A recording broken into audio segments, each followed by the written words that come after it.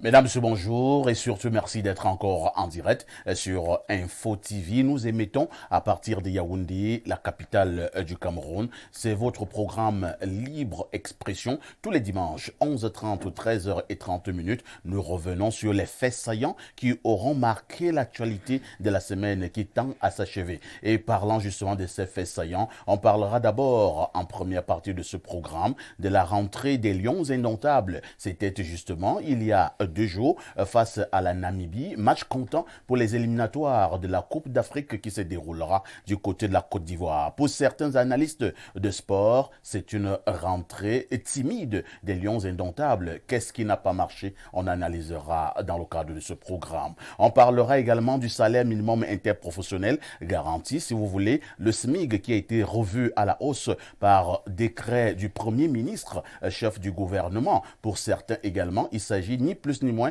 d'une honte pour un pays qui s'appelle le Cameroun. On parle de 41 875 francs pour le SMIC de manière générale, mais on parlera également d'un autre SMIC qui s'élève à 60 000. Comparé à certains pays de l'Afrique et notamment de l'Afrique centrale, le Cameroun reste à la traîne. On terminera, si vous le voulez bien, par la politique de manière fondamentale et nous marquerons un arrêt pour évoquer l'an 38 du Rassemblement démocratique du peuple camerounais. Il s'agit du RDPC, du président de la République, son Excellence Paul Biya. Nous aurons un ancrage ce matin sur le cas Franck-Emmanuel Biya. Pour certains analystes politiques, hommes politiques et autres acteurs de la société civile, il est clair, selon un certain nombre d'indicateurs, que Biya est en train de remplacer Biya. Comment commenter une telle actualité? Quel regard posez-vous sur ce que d'autres ont également évoqué dernièrement en disant que Franck-Emmanuel Biya, de plus en plus, est en train de bousculer l'ordre protocolaire au niveau des grands événements de la République. De toutes les façons, pour en parler avec efficacité, pour en parler avec froideur et surtout avec pertinence, ils seront hommes politiques ce matin, ils seront analystes sociopolitiques, ils seront analystes de sport, ils seront tout simplement acteurs de la société civile avec un seul objectif, vous dire la vérité et rien que la vérité. Je commence par accueillir tous mes invités qui répondent déjà présents c'est dimanche. Je raccueille donc le docteur colonel Didier Badjek, bonjour. Bonjour, Parfa ici, heureux de vous retrouver après un petit moment. Je salue comme ça aussi toutes les téléspectatrices et téléspectateurs qui sont certainement très nombreux derrière leur écran pour suivre ce débat qui reste toujours, n'est-ce pas, sous le signe du respect mutuel, alors que sur d'autres plateaux, on assiste à des pugilats. Et c'est tout à vous féliciter. Et je salue également les co-panélistes que je connais et que ça fait un plaisir de les retrouver aussi ici. Voilà. À chaque fois que j'ai reçu le colonel Badjek depuis un certain temps, j'aime dire que c'est toute une vie au service de l'armée camerounaise, au service justement de la sécurité du pays, au service de la défense du Cameroun. Il est également politologue, mais également consultant en matière de sécurité à Info TV. Merci, mon colonel, d'être là ce matin. Je vous remercie, c'est moi. En face de vous, on va accueillir Monsieur le maire Nyek Nyek qui nous fait également l'honneur et l'amitié d'être là ce dimanche. Monsieur le maire Nyek Nyek, bonjour. J'allais dire bonjour Sadou Ayatou. Bonjour Sadou Ayatou. Oui, j'allais le dire. Et pourquoi? C'est ceux qui ont le sens de la République. C'est-à-dire malgré tout, ils continuent en tout temps et en tout lieu à faire leur travail. Je voudrais saluer Parfait ici qui, bien qu'ayant sa mère, sa génitrice à la mort, ça peut gêner un peu, c'est pas l'objectif, s'est donné le devoir de continuer malgré tout à faire son travail. Je voudrais saluer cet esprit. Merci beaucoup. Parce que je rappelle que les rapports entre une mère et son fils sont d'ordre physique, de la biologie, de la génétique, sont physiques. C'est-à-dire lorsque l'enfant sort, il y a un lien visible entre lui et sa mère. C'est pour ça que perdre sa mère est la chose la plus difficile. Je voudrais à l'occasion vous présenter mes condoléances et vous en donner tout le courage que vous méritez pour gérer cet autre événement malheureux. Merci beaucoup. Lorsque je l'ai dit, je voudrais également dire bonjour ce matin à tous ceux qui prennent la peine à partager avec nous notre compréhension de l'analyse politique, sociale et culturelle. Merci pour cette autre invitation. Merci, monsieur le maire Nyek Nyek. Vous êtes donc homme politique également. Vous militez pour les idéaux de l'Union des populations du Cameroun. Bien Il sûr. s'agit du parti historique, l'UPC. Bien entendu. À côté de vous, nous allons accueillir de plus en plus un vieux de la vieille. La qualité de ses interventions et surtout la pertinence de ses interventions font de lui de plus en plus un homme dont la voix compte. J'ai failli dire Célestin Bédigui, mais je vais dire Stéphane Edigui. Stéphane Edigui, bonjour. Bonjour, parfait ici et mes condoléances également. Merci. Je voudrais saluer Célestin Bédigui, mon oncle, Sa Majesté Ah, c'est Célestin votre Bédigui. oncle. Oui, Ah, c'est mon d'accord. oncle. Bon, en réalité, c'est mon grand-père, parce que c'est mon grand-père en réalité. Je salue Sa Majesté Célestin Bédigui. Je salue toutes les étoiles qui sont disséminées sur l'étendue du territoire Il faut dire camerounais. que vous avez mis sur pied une association pour élever, C'est un mouvement. défendre Un concept, les Let's étoiles. Protect Our Stars, protégeons nos étoiles. C'est un mouvement qui est en train de prendre de l'ampleur, Dieu merci. J'espère que d'ici là, on aurait pris le soin de formaliser les choses pour que, ensemble, avec tous les Camerounais, nous protégeons ce que nous avons comme valeur. Parce Qu'est-ce que qui le vous a Cameroun poussé à est... mettre sur pied un tel mouvement? Écoutez, je suis parti de l'origine du nom du Cameroun, Camaroès, qui en réalité, c'est la rivière des crevettes. Et qui parle de crevettes, parle de crabes. Et j'ai observé qu'au Cameroun, on aime tuer ce qui brille. On aime tuer les étoiles. Et à un certain moment, les Camerounais ont commencé à tuer même le Cameroun. Parce que pour moi, le Cameroun est la première étoile à protéger. Chacun de nous sommes tous soumis au Cameroun. Donc, le Cameroun, l'étoile qui est au centre du drapeau camerounais, est la première étoile que nous protégeons. Donc, je protège l'unité du Cameroun, l'intégrité et la totalité du Cameroun. Le Cameroun, c'est pour moi le plus beau pays qui puisse exister. Je ne sais pas si je survivrais si on m'enlevait la nationalité camerounaise. La deuxième étoile que nous protégeons, c'est le potentiel, le capital camerounais. Je suis pour la nationalisation parce que fondamentalement, je suis nationaliste.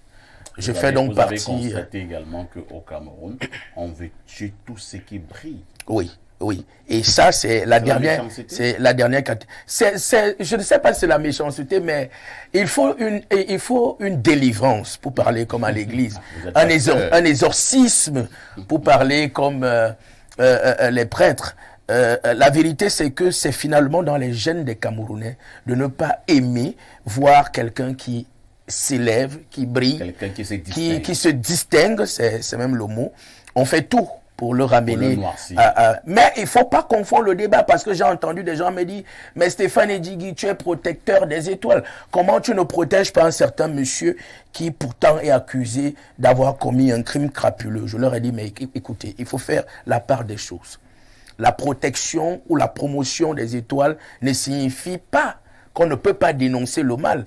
La protection commence même par le fait de dire à chaque personne qu'on considère comme étoile la vérité. Merci. Voyez-vous, et c'est ce que je fais tout le temps lorsque je parle de Samuel Eto'o, et les gens sont souvent surpris lorsque celui qui est souvent laudateur, c'est-à-dire moi, devient un peu critique. Et c'est ça la protection des étoiles. Parce qu'on se dit, une étoile doit être bien entourée. Lorsqu'elle est mal entourée, ça ne forme pas la constellation. Parce que l'objectif, c'est de former une constellation qui va briller et qui va éclairer tout le temps.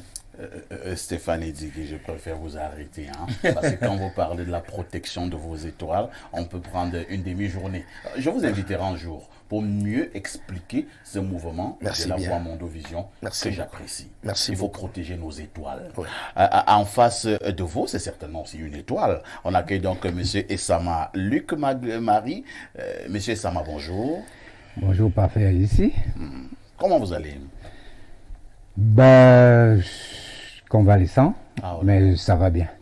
Il faut dire que Luc, Marie et Sama est justement un travailleur au niveau du social, inspecteur principal des affaires sociales, diplômé justement de l'École nationale de l'administration et de la magistrature. Il est et surtout sur ce plateau en sa qualité de militant du Rassemblement démocratique du peuple camerounais, donc militant du RDPC. Monsieur Sama, merci d'être là ce matin.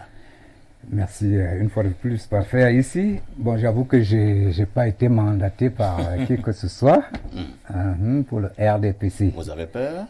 Pas du tout, pas du tout, bien au contraire. Surtout que le RDPC vient d'engranger, n'est-ce pas, une victoire à la soviétique. beaucoup de victoires, 70 sur 70, il faut Vous le êtes faire. heureux d'un tel score?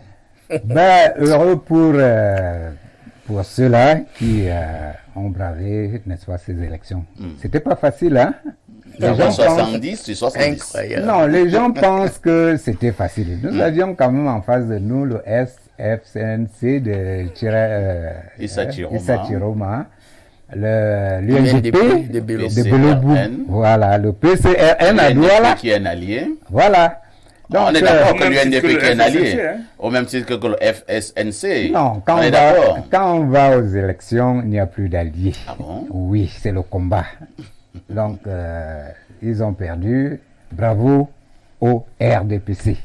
Merci beaucoup, Monsieur Issama, donc du RDPC ce matin. Lorsque nous avons dit cela, nous marquons la première touche pause. Bon dimanche et à dimanche, Jean-Bruno et Fangonon. Merci pour cet éditorial.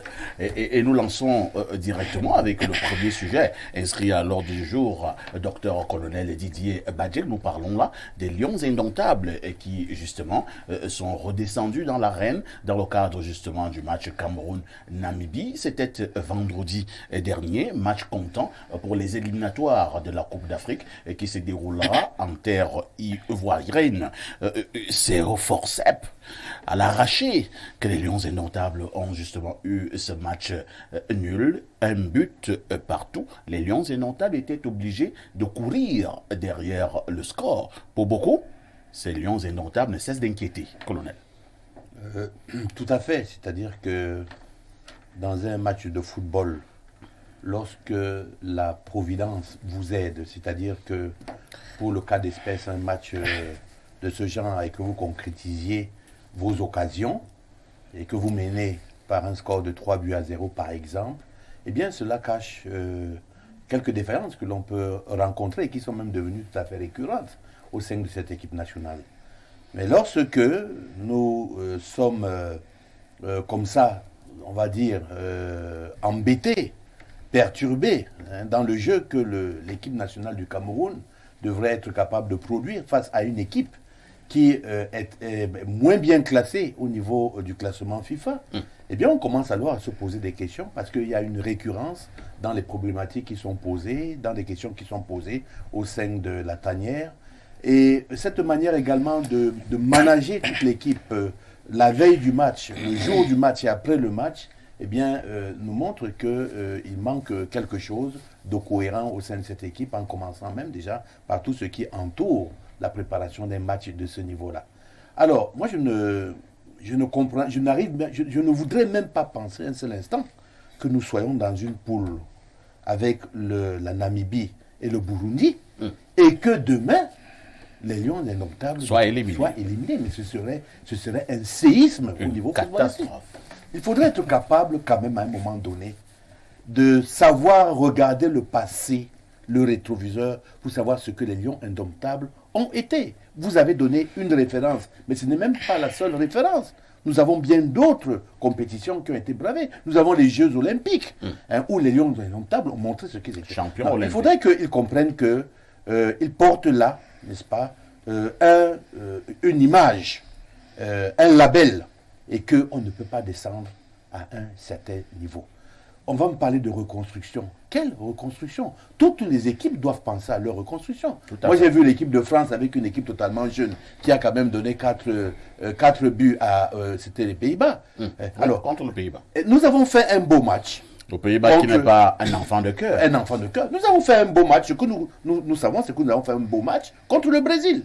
Mais d'où ils viennent qu'entre le match contre le Brésil et maintenant, il ne s'est pas écoulé 2 ans, 10 ans. Nous évoluons en dents de scie. Que nous puissions avoir ce genre d'équipe, avec un managering, même sur le terrain, qui me semble être hésitant. On va trouver toujours des excuses. Oui, il n'y avait pas les 3 attaquants que l'on connaît, il n'y avait pas ci, il n'y avait pas ça. Mais lorsqu'on fait des comparaisons, il est vrai que comparaison n'est pas raison. Qu'on regarde sur le plan individuel les joueurs de l'équipe de Namibie et les joueurs du Cameroun, s'il vous plaît. Il n'y a pas match. Il n'y a pas match. Quand vous regardez les prestations de ces gens, ce qu'ils fournissent au niveau, n'est-ce pas, des championnats européens, ce n'est pas des enfants que nous avons. Hein. Nous avons des gens de la carrure de Zambo Anguissa, nous avons mais c'est incroyable. Alors je vois une équipe totalement déstructurée. Vous savez, la difficulté d'un sélectionneur pour une équipe nationale aujourd'hui, avec les regroupements qui sont très, très, très courts, eh bien, c'est ça le savoir. Sa tâche est de pouvoir mettre en orchestre des gens qui viennent avec leur qualité et savoir comment est-ce qu'on peut les mettre en cohésion. Tant qu'on ne saura pas faire cela, et tant qu'on ne saura pas imposer, n'est-ce pas, dans les vestiaires, une certaine philosophie de gagneur, eh bien, on aura toujours ce genre de spectacle que nous avons eu, sans oublier également que n'effaçons pas, en se posant la question de savoir comment est-ce que le stade Omnisport, qui vient d'abriter la Coupe d'Afrique des Nations, peut être dans un tel état. Il faut se poser plusieurs questions. Merci beaucoup. Docteur Colonel Badjek, c'est vrai que je voulais justement poser cette question à M. le maire Niek. C'est vrai qu'il n'est pas en charge des infrastructures. À l'heure actuelle, nous avons dit à un monsieur qui dirige les infrastructures nouvellement nommé. Il s'agit de Joseph-Antoine Bell. Alors, Monsieur le maire, on a quand même vu un état presque piteux du stade Omnisport, la pelouse, on ne comprenait rien, alors que comme le vient de dire le colonel Badjek, il y a quelques mois, nous avons abrité une Coupe d'Afrique des Nations. Qu'est-ce qui n'a pas marché? Il y a pire que ça. Le stade olympique n'est pas homologué par la FIFA jusqu'à l'heure. Donc il y a mieux que ça. Le problème des infrastructures chez nous, ça devient récurrent malheureusement. C'est pas... Il y a un président du comité de réflexion, ça peut s'appeler comme ça, qui ne gère pas les... Non, c'est pas lui. Il y a un responsable dont on ne connaît pas véritablement, mais c'est pas lui qui gère. Il faudra quand même que le Cameroun sache qu'une chose est d'investir dans la construction des infrastructures, une autre est de mettre en place une économie sportive qui nous oblige à assurer la maintenance. Parce que généralement, on assure la maintenance pour rien. Mais il faut en amont faire une économie sportive, de manière qu'on sache que ces stades-là devraient nous servir à gagner de l'argent. Ces stades devraient nous servir à entretenir les stades. Parce que dans tous les cas, lorsqu'on a investi, je ne sais pas, je ne dis pas n'importe quoi, 3 000 milliards pour faire la Coupe des Nations, c'est quand même décevant que quelques mois juste après, qu'on ait la pelouse que nous avons eu l'autre jour. Mais cela ne peut pas suffire pour, je peux dire, anesthésier l'esprit de Cameroun par rapport aux prestations des Lions. Tout à fait. Et parlant justement de cette prestation des Lions indomptables, c'est celle-là qui nous préoccupe au premier chef ce matin. Alors, y a-t-il véritablement une sérénité au sein de l'équipe nationale? Dans tous les cas, nous sommes sortis de la Coupe des Nations avec ce que nous savons. Des conflits larvés, il faut le dire ainsi. Vous voulez dire la Coupe du Monde? De la Coupe du Monde, j'allais dire. Des conflits larvés que moi je voudrais, je peux dire, effacer de mon esprit. Mais ça ressurgit. Lorsqu'on a vu cette équipe jouer l'autre jour, elle n'a pas d'âme. Il faut le dire clairement. Hein. Moi, j'étais inquiet parce qu'on avait osé rappeler Nkoulou. Mais je me suis rendu compte que c'est lorsque Nkoulou a entré avec, je crois, Koudémalon, c'est Koudémalon, je crois, qu'il y a eu quelque chose. Alors, on nous posait la question, est-ce que le suivi est assuré? C'est-à-dire, on parle de la... Comment vous appelez ça la relève. Non, pas la relève. Il y a quelque chose de générationnel. En politique, les gens appellent tous les vœux. Mais dans le sport, on a l'impression que nous sommes restés des passistes, nous tous. Parce que la transition générationnelle.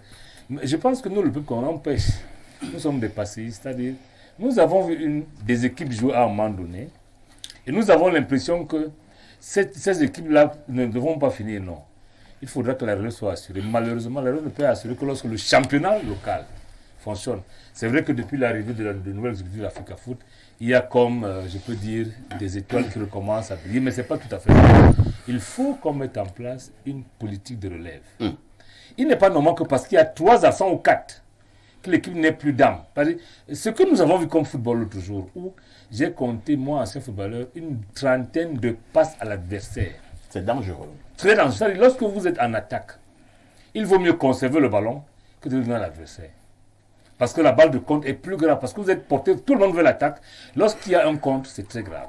Ce qu'on a vu là, ce n'est pas ça. Maintenant, on peut comprendre qu'on a quelques individualités à l'extérieur, mais également à l'intérieur. Mais on n'a pas encore une équipe. Alors, la bonne question, c'est que combien de temps nous faut-il? Quand je dis le nous là, le nous, ce n'est pas moi. C'est l'encadrement technique des Lions. Tout à fait. Combien de temps leur faut-il pour construire une véritable équipe? Une équipe, ce n'est pas 16 joueurs. Pas du tout. Une équipe, c'est au moins 22 de manière qu'on sache que si l'autre n'est pas là, voilà ce qu'on fait. Mais j'ai l'impression qu'on a paniqué alors qu'on savait qu'il n'y a que le cas de René qui nous a surpris. Mais on savait que Choupo-Moting ne sera pas là. On savait que Abaka Versen ne serait pas là. En réalité, on aurait pu faire une équipe. Ça ne serait pas là. Il n'y a que le cas du dernier, là, Toko Ekabe, qui nous a surpris. Mais pour le reste, j'ai l'impression que si on nous handicape, si on revient au Covid, si on dit qu'il y a 4 joueurs Covidés, le Cameroun ne joue plus. Et c'est pour ça que nous sommes très inquiets. Merci beaucoup. Très inquiets. Et je pense qu'il faut en appeler à la persistance des réunions entre l'encadrement technique et administratif des Lions. Il faut que le président Samuel Eto'o prenne véritablement ses responsabilités. Absolument. Parce que dans tous les cas, c'est lui qui nous a présenté un projet footballistique. C'est à ce projet qu'on a adhéré. Et le moment venu, c'est à lui de nous rendre compte. Parce que c'est lui qui nomme les autres. Merci beaucoup. Stéphane Edigui, vous qui êtes justement analyste de sport, je ne trahis pas un secret, très proche de la Fédération camerounaise de football. Mais là, nous parlons du football au niveau du terrain. On a vu, comme disait tout à l'heure le colonel, une équipe sans âme, je pense que Niek Niek l'a répété, une équipe sans âme, une équipe véritablement qui manquait de repères. Plus de 30 passes à l'adversaire. Une équipe qui sort quand même d'une Coupe du Monde. Qu'est-ce qui ne va pas au sein de l'équipe nationale? Le management est-il adéquat? Le coaching est-il à sa place? Ben, écoutez, parfait, ici, cette question, elle est très pertinente, même si elle me semble gênante au regard de ma position, que vous connaissez en tant que fervent supporter, je dirais même laudateur de M. Samuel Eto'o et de la Fédération camerounaise de football. Il y a Martinez Ogo, aujourd'hui paix à son âme, qui me traitait dans l'une de ses sorties de rampeur, danseur de Samuel Eto'o. Je voudrais le dire pour que les Camerounais... Oui, et moi, je l'avais salué et je lui ai dit, tu n'as pas tout à fait tort. Parce que je me suis suffisamment mouillé pour Samuel Eto'o. Et c'est pour cette raison que je ne lui ferai pas de cadeau. C'est pour cette raison que je serai suffisamment dur avec lui. Mais avant que je ne parle de ça, je voudrais dire aux Camerounais qu'il y a 3 possibilités, 3 probabilités, 3 éventualités lorsqu'il y a un match de football. La première, c'est la victoire, celle que nous souhaitons évidemment en tant que Camerounais. Le Cameroun et la Namibie, c'est quand même... On a du respect pour la Namibie, mais c'est quand même le Cameroun. Voyez-vous, et puis on sort d'une Coupe du Monde. La Namibie est même difficilement venue en Coupe d'Afrique. Donc, il n'y a pas de raison qu'au Cameroun, on n'est pas là en Namibie, qu'au Cameroun, qu'on se retrouve en train de chercher à égaliser un but face à la Namibie. Qui, c'est vrai, jouait un peu un système de handball avec la zone et tout, mais on devrait s'y attendre. On devrait bien s'y attendre. Il y a la possibilité d'un match nul, et c'est ce qui s'est passé, bien malheureusement, et il y a la possibilité d'une défaite. Je dois avouer que on aurait pu perdre ce match-là. Il y a la qualité du stade, il y a que... en réalité, je n'ai pas trouvé une véritable synchronie entre les joueurs. Il y a un problème de sérénité dans cette équipe-là. Il y a également que, vous pouvez arriver un jour où l'équipe adverse a un peu plus de chance que vous. Mais il y a une dimension que tous les analystes négligent. C'est la dimension paranormale. C'est la dimension parapsychologique. Vous savez, il y a ce qu'on appelle le facteur chance. Ça nous quitte lorsqu'on est dans un environnement d'injustice. Lorsqu'on n'a pas valorisé suffisamment nos étoiles. Je vous prends un cas. On va à la Coupe du Monde, avant la qualification, il y a un monsieur qui était pratiquement vice-capitaine, qui nous a accompagnés dans cette qualification qu'on appelait Ngandui. Vous ne le sélectionnez pas. Le défenseur. Vous ne nous expliquez pas pourquoi vous ne l'avez pas sélectionné. Il y a Tawamba, qui était de l'expédition qui a gagné l'Algérie. Vous ne nous expliquez pas pourquoi vous ne le sélectionnez pas. Bref, vous ne nous expliquez pas beaucoup de choses. Vous ne nous expliquez On arrive pas à la pourquoi. Coupe du Monde. Voilà, allez-y. Voilà. On arrive à la Coupe du Monde. Il y a un scandale. Parce que pour moi, ce n'est pas un épiphénomène. C'est l'un des gardiens en ce moment. M. André Onana est l'un du monde. En Afrique, il n'y a même pas comparaison. Vous en passez. Vous réussissez comme un malpropre. à l'exclure de la compétition et même de l'équipe nationale. Vous voulez enclencher des procédures disciplinaires contre lui. Vous n'expliquez rien au peuple camerounais et on continue comme ça. Les enfants se sont déployés, ils se sont qualifiés pour la Coupe du Monde. Vous appelez quand même Nicolas Nkolo. Le pauvre Wu Christophe, il ne connaît pas le village. Vous voyez ce qui s'est passé. Bon. Mais je voudrais dire quelque chose à Samuel Eto'o. Vous ne rappelez pas les Oumgout qui ont fait... Parce que quand vous entendez que... Moi, je suis de la chefferie. Je suis d'une famille cheval. Donc, je fais toujours l'effort de voir un peu les choses d'une certaine manière. Monsieur Parfait ici, j'invite les gens, puisque nous sommes dimanche, à lire 1 Roi chapitre 12, le verset 7 et le verset 8. Et il y a un roi qui arrive, c'était le fils de Salomon, un homme très sage. Mais après Salomon, c'était Roboam son fils. Roboam prend le pouvoir. Il appelle d'abord les anciens et il demande aux anciens, et Samuel Eto'o l'a fait, en appelant les gens de 2009 et autres. Comment est-ce que je fais pour gérer cette affaire? Les grands là lui disent que, gars, voici comment on fait pour gérer le football au Cameroun. Voici comment tu peux faire pour aller vite. Eto'o dit merci beaucoup, papa. Vous avez vu comment il les appelait papa. Après, il appelle aussi ses amis, les gars avec qui il a grandi. Là, nous sommes au verset 8 de 1 Roi 12. Et les jeunes avec qui il a grandi, qui l'entourent en ce moment, et je ne cesse de dire ça à Eto'o, les jeunes là lui disent que ce que les vieux t'ont dit là, mets ça au champ. Dis-leur que le rein de ton père est plus petit que ton petit doigt. Alors, effectivement, Roboam a suivi le conseil de ses jeunes frères et il y a eu division en Israël. Il y a eu d'un camp un roi qu'on appelait Jéroboam qui a géré l'autre partie d'Israël et Roboam qui devait être le roi de tout Israël n'a géré que Jérusalem. Lorsque je le dis, et je vous préviens, et je dis à Samuel Eto'o, moi je ne suis pas à la recherche des postes, je veux qu'il réussisse. Et c'est aussi ça la protection des étoiles. Samuel Eto'o, ton secrétaire général n'a pas la compétence. Samuel Eto'o, ton système de communication est médiocre. Aucune planification, aucune stratégie. Si nous, on ne faisait pas le bénévolat. Moi, j'ai vu un des communicateurs de la fédération ici, sur votre plateau. Je crois que c'était mercredi. Mais c'était du cinéma. Ah ben, vous n'allez quand même pas... Oui, c'est votre collègue, mais je vous dis, c'est du cinéma. C'est quand même... Non. Je le dis. Moi, j'assume. Stéphane Edjigui. C'est Parfois, quand même Ernest Obama. Parfois, ici, je suis... Si Ernest Obama parle, on ne peut pas dire que c'est du cinéma. Parfois, ici, je suis Stéphane Edjigui. Moi, je suis Stéphane Edjigui. Dans mon domaine, je suis Samuel Eto'o. Vous voyez un peu? Donc, dans le domaine de Ernest Obama, il a aussi son Samuel Eto'o là-bas. Mais Stéphane Edjigui, dans sa petite analyse de sport. Et bon, vous verrez. Pourquoi vous trouvez que Ernest Obama fait du cinéma? Non, vous savez, vous ne pouvez pas. Jouer à fond Si vous ne communiquez pas, vous ne communiquez pas en temps opportun. Vous venez communiquer juste après. Votre organisation n'existe pas. Vous comprenez? Vous avez des gens. Le système, quand vous arrivez à la FECAFOOT, vous allez chuter. Le chef, celui qui est chargé de la cellule de la communication, il attend les matchs pour distribuer les badges aux journalistes. D'ailleurs, que j'ai appris que certains journalistes n'ont pas de badges juste parce qu'ils critiquent la fédération. C'est pas cette fédération, cette grandeur qu'on veut redonner au football que nous attendons. Lorsque je vous écoute, j'ai peur de dire que vous avez changé de langage. Du C'est tout. C'est pas le Stéphane. Ça veut donc dire que vous ne... Moi, je connais depuis Parfait ici. 6 mois. Parfait Parce que ici. là, vous êtes en train Parfait de tirer ici. violemment sur la FECAFOOT. Justement, je suis... Il faut que tous... Avez-vous été écarté du gâteau? Moi? Oui. Mais moi, j'ai été nommé membre de la commission de désignation du Ballon d'Or. Je suis... Écoutez, quand j'arrive à la fédération, je suis reçu comme un président. C'est pas ça le problème.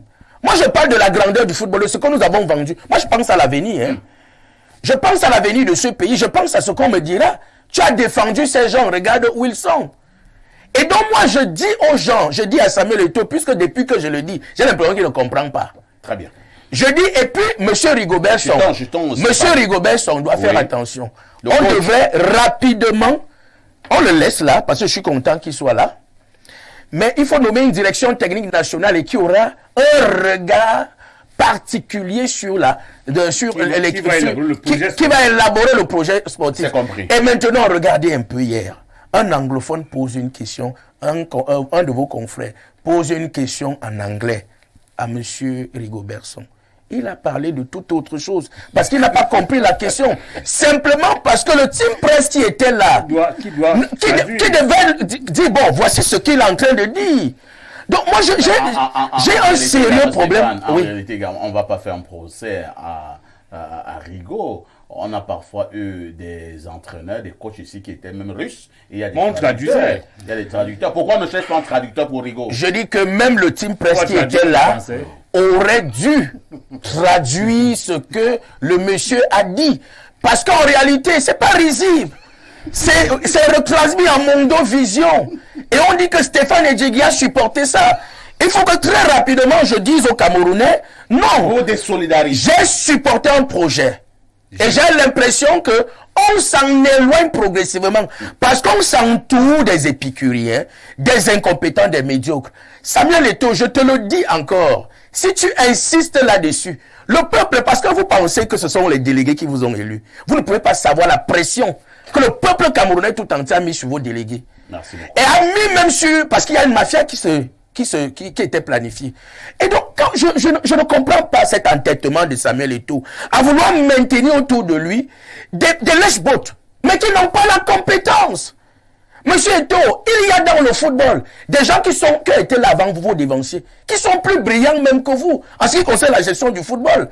Mais acceptez qu'il y ait un contrepoids, qu'il y ait des gens qui vous disent que ici c'est pas bon. Mais si vous ne le faites pas, et vous pensez que nous sommes mauvais, qu'on vous déteste, allez-y, vous verrez. Je ne reconnais pas Stéphane Edjegui ce dimanche. Moi, c'est le Stéphane que je connais. Merci Stéphane. Je vais passer la parole à Luc-Marie et Sama. Vous avez beau être homme politique, mais comme tout bon Camerounais, vous vous intéressez à la chose au footballistique. Vous avez regardé, je présume, la dernière rencontre des Lions Indomptables. Pour la suite de la compétition, est-ce qu'on aura des raisons d'être serein? Alors, ici, je voudrais calmer les esprits. Ah bon? Et pourquoi vous me le direz-vous? Tout simplement parce que le Cameroun restera toujours le Cameroun. C'est une simple proclamation. Souvenez-vous de Gabon 2017. Ouais. Personne n'avait misé sur le Cameroun. Est-ce que, M. Sama, ce ne sont pas ce genre de paroles qui ont justement fait en sorte que les Lions puissent être... Encore qui parle de 2017, je suis sûr qu'il ne connaît même pas de quoi il parle. Parce que c'était tout un grand projet. En 2017, personne ne vendait cher la peau du Cameroun. On a gagné la Coupe d'Afrique. On va rester sur ces visions métaphysiques. Seulement comparable, c'est le Sénégal. Parfait, ici, j'avoue quand même que au Cameroun, je crois que nous sommes 27 millions d'habitants. 31 déjà. À peu près. Bon, 31 millions. Disons environ, puisqu'on n'a pas le chiffre exact. C'est 31 millions d'entraîneurs, parce que tous les Camerounais adorent le football. Bon, mon petit frère va m'excuser, si lui il est analyste. Nous autres, nous sommes amateurs. Nous avons tous joué au football. Mais le problème du football, c'est la foi. Au Cameroun, dans l'équipe camerounaise des Lions Indomptables, il y a ce qu'on appelle le fighting spirit. Vous avez vu ce fighting spirit avant-hier contre la Namibie? J'en viens. La malchance que le Cameroun a tous ces derniers temps. La malchance. Oui, la malchance que le Cameroun a tous ces derniers temps, c'est de n'avoir pas une équipe compacte. Souvenez-vous. Et là, ça se construit. Dans les années 80-90, non, nous connaissions déjà l'équipe type. Tout à fait. Qui rentrait, qui allait. Entrant. Oui, le 11 entrant, le Koundé, Mbida, Grégoire, Docteur et tout le reste. C'était ça. Alors, nous sommes nostalgiques de cette équipe-là. Alors, quand je demande, enfin, je dis ici qu'il faille calmer les esprits. Ma question est celle de savoir si on doit être serein pour la suite des éliminatoires. Bien entendu. Souvenez-vous de... Vous n'êtes pas inquiet. Moi, je ne suis pas inquiet. Les Lions seront qualifiés comme d'habitude. Cette équipe est en construction. Nous avons des jeunes qui... Pardon? Oui. Pardon? Nous avons des jeunes qui arrivent. Nous avons les Brian Mbeumo. Vous connaissez l'âge de Brian Mbeumo? Les Cham et tout le reste. Bon, les noms, je n'en connais pas davantage. Une équipe en construction avec Aboubakar Vincent, avec Choupo-Moting. Non, je mais il a même cité Brian Mbeumo. Brian Mbeumo à quel âge? Koulou, avec toujours en construction. Parfait, ici, je voudrais qu'on se comprenne. C'est pas possible. Je parle d'une équipe en construction. C'est-à-dire une cuvée. À quand la fin de la construction? Bah, la construction, elle est permanente. Hein? Vous construisez avec Epassi qui est exlantenaire alors qu'il y a Angola qui n'a que 24 ans. Le Cameroun a cette malchance. Mais soyons sérieux. Mais monsieur, écoutez, il s'agit là. J'ai la parole. Il s'agit, je suis d'accord, il s'agit de la patrie. Monsieur Edjidi, laissez-moi. Monsieur Sama, il s'agit de la patrie. Ne faites pas faire de la langue de bois ici. Non, pas de langue de bois. Mais faites des tons. Je ne suis pas analyste, mais. Mais sérieux. Bon amateur. Moi, j'ai même joué au foot. Moi également. J'ai même joué en 2e division. Est-ce que vous avez vu la c'était du football? Non. C'était bien joué là. Il s'agit d'une équipe en construction. Non, soyons quand même... Ne tirons quand même pas trop sur ces jeunes. Je vous dis que c'est un environnement. Le problème n'est même pas ces jeunes. Je vous dis que c'est un environnement parce que le football, ça se prépare d'abord dans les bureaux, vous êtes en train de après dans les vestiaires et ensuite dans les stades. Vous ne pouvez pas dire qu'on n'arrive pas à suivre ces choses-là de manière cohérente, on aura le résultat. Vous pensez quoi lorsque les frères ou alors les fans d'André Onana ne le voient pas au stade alors que c'est le meilleur gardien au monde en ce moment? Qu'est-ce que vous nous expliquez ça comment? Merci Stéphane. Non, il s'agit du management. Je vais insister à ce que le colonel Badjek ait encore 30 secondes, y compris le mec Nyek. Allons-y. Je crois qu'il s'agit d'un problème de management. Tout simplement. Ça viendra. Et qui manage? Bon, nous avons des spécialistes. Qui manage? C'est l'entraîneur. Merci beaucoup. C'est l'entraîneur que nous adorons bien. Donc, c'est tout simplement. Je vais vous poser une préoccupation. Stéphane en a parlé tout à l'heure. Nous sommes sortis d'une Coupe du Monde catastrophique. Même si nous avons gagné le Brésil, disons que la Coupe du Monde a été catastrophique. Il y a eu ce que Stéphane, ou bien vous-même, vous avez appelé tout à l'heure l'apocalypse, c'est-à-dire que un joueur comme André Onana, unanimement reconnu comme étant l'un des meilleurs gardiens du monde en ce moment, qui a été chassé comme un malpropre de l'équipe nationale en pleine Coupe du Monde. Les Lions indomptables sont rentrés, le staff est rentré, colonel Badjek. Est-ce que ces gens ne devaient pas donner des explications au peuple camerounais sur ce qui s'est passé à la Coupe du Monde? Premièrement, il y a une grosse défaillance. Qu'un problème de ce genre sorte des vestiaires et soit connu comme cela. André Onana, ce n'est pas n'importe quel joueur. Et en plus, on le sanctionne et on le poursuit même. Dans son équipe, dans sa propre équipe. Moi, je dis qu'il ne faut pas qu'on essaie de caresser les gens.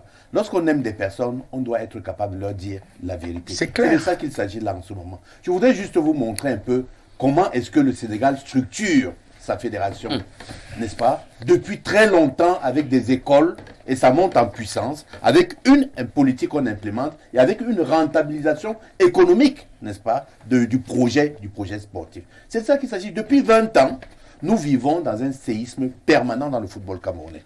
Aujourd'hui, nous avons donné notre bénédiction à Samuel Eto'o parce que c'est une étoile. Ouais. C'est quelqu'un qui était proche du football, qui est une icône. Tout à fait. Et qu'on a espéré que par lui, non seulement on pouvait générer des opportunités, mais qu'on apporterait quelque chose. Mais aujourd'hui, force est de constater que ce staff n'est pas à la hauteur des joueurs. Et c'est ce qui se passe par exemple dans une équipe comme le Paris Saint-Germain, avec une constellation de stars qu'on n'arrive pas à mettre ensemble et dont on n'arrive pas à assurer la musique. C'est de ça qu'il s'agit aujourd'hui. Comment on peut comprendre que après un incident qui a été banal, pourquoi? Parce qu'il y a une réponse par rapport à un style de jeu. Si vous avez des joueurs de la trempe d'Onana qui au cours d'un briefing, vous ne pouvez pas l'écouter pour dire, il dit comment est-ce que il donne son avis et que pour vous ça paraisse pour être de l'indiscipline. Moi je ne sais pas comment est-ce qu'on gère. Vous demandez à un gardien comme André Onana de jouer sur la ligne. Sur la ligne, au 21e siècle. Lorsque vous voyez, vous regardez tout ce qui se passe, vous mettrez aujourd'hui un autre système, une autre compréhension, une autre mosaïque, n'est-ce pas, que vous réunissez, qu'on peut avoir des résultats. Et faites attention, les choses peuvent s'écouler très rapidement. Quand vous faites les calculs, vous faites le nul. Je présume encore que le match retour, c'est un pays, c'est presque chez nous, c'est un pays neutre, c'est en Afrique du Sud. Donc il faut faire quelque chose. Viser les 10 points. Ne commençons pas à sortir pour qu'au dernier moment, il faudrait que la Namibie fasse ceci et on fasse cela. Encore que mon colonel, ce qui est certain, on va se qualifier. Mais ce n'est pas ça l'essentiel. Le Cameroun n'est plus au niveau de la qualification pour la Coupe d'Afrique. Est-ce que cette équipe-ci va aller gagner en Côte d'Ivoire? Très bien. Pourquoi pas? Monsieur le maire, nous sortons. On dit que c'est des incantations, c'est des décrets. Pas du tout. Pas du tout. Calmez-vous, Stéphane, monsieur Sama. Quel avenir pour ces lions indomptables? On a suivi Stéphane tout à l'heure, pratiquement dans un coup de gueule, qui essaie d'attirer notre attention en faisant comprendre que ça ne va pas au niveau managérial. Lorsque nous gérons une structure, le problème c'est de se poser les bonnes questions. Ne faisons pas comme le gouvernement camerounais qui, lorsqu'il y a l'inflation, vont à l'église. Ils organisent la messe. Les prix augmentent sur le marché. Ce qu'on fait, on n'appelle pas les experts. On organise la messe présidée par l'archevêque de Yaoundé, le sultan tel et autres. C'est ça le danger. C'est-à-dire, ce que j'ai entendu M. Sama dire là, qu'il s'agit de la foi, je lui dis non. C'est terrible. Il ne s'agit pas de la foi. Les bonnes questions maintenant. Est-ce que le projet sportif que nous avons, auquel on a adhéré, et c'est ce qui est en œuvre, je dis non. Lorsque vous avez un bon projet, et les gens pas aguerris pour le mettre en œuvre, le projet ne va pas aboutir. La question n'est pas de se qualifier, on a la chance d'être avec le Burundi, la Namibie, mais je vous dis encore, le Cameroun a toujours péché face aux équipes que nous négligeons. Toujours. C'est-à-dire qu'il y a un esprit. C'est-à-dire, on prend les gens d'en haut et à la fin, on court derrière le score. Tout à fait. Il faut, et je doute donc du fighting spirit dont on parle. Maintenant, j'ai entendu parler de construction. On ne construit pas une équipe avec les trentenaires. Donnez-moi quelqu'un qui a 16 ans dans cette équipe. Il n'y en a pas. Qui a 10 ans, il n'y en a pas. Il n'y en a pas. Nous sommes à la fin d'un cycle et nous ne sommes pas préparés à avoir la génération qui suit, malheureusement. Malheureusement. Donc aujourd'hui, il faut que Samuel Eto'o, je rejoins Stéphane là-dessus, mette en place une véritable gestion technique qui réécrive le véritable projet sportif, qui n'est pas l'équipe nationale. Rappelez-vous comment, parce qu'il y a une cassure entre ceux qui ont été dans les U17, les U20, qui disparaissent lorsqu'on arrive en prime. Ça ne se comprend pas. Comment allez-vous faire? C'est-à-dire, c'est un peu comme dans le Cameroun, on investit pour former les gens et que le Cameroun n'utilise pas. C'est-à-dire, vous formez des ingénieurs, des médecins, et à la fin, il manque de médecins, et vous demandez aux médecins bien formés de faire le concours pour entrer à la fonction publique. Il y a un souci. Il y a un souci. On se pose pas les bonnes questions. On est dans l'église où on encense Eto'o. On dit c'est le. Dès qu'on dit que ce n'est pas bon, c'est que vous êtes contre Eto'o. Il faut qu'on change de posture intellectuelle. Lorsque vous aimez quelqu'un, vous dites la vérité et vous lui proposez à la limite les pistes pour mieux atterrir. Merci beaucoup. C'est ce qu'il fallait dire concernant ce sujet en sport. Une rentrée donc timide pour les Lions indomptables. Nous osons croire que le staff technique une rentrée catastrophique. Essaiera de voir comment gérer la situation pour que nous ayons à nouveau les véritables Lions indomptables. Une autre transition. Colonel Badjek, nous prenons le sujet portant sur le salaire minimum interprofessionnel garanti, le SMIC par décret du Premier ministre, chef du gouvernement, Dion Ngouté. On a revu à la hausse le SMIC au Cameroun, qui passe de 36 000 finalement à 41 875 francs CFA, même si dans ce décret du PM, on a constaté qu'il y avait 3 SMIC au Cameroun. Le plus élevé est de l'ordre de 60 000 francs CFA. Ma question est celle de savoir, avec une telle somme d'argent, en un mois, un Camerounais normal peut-il soutenir son mois? Non, je pense que c'est très difficile, hein.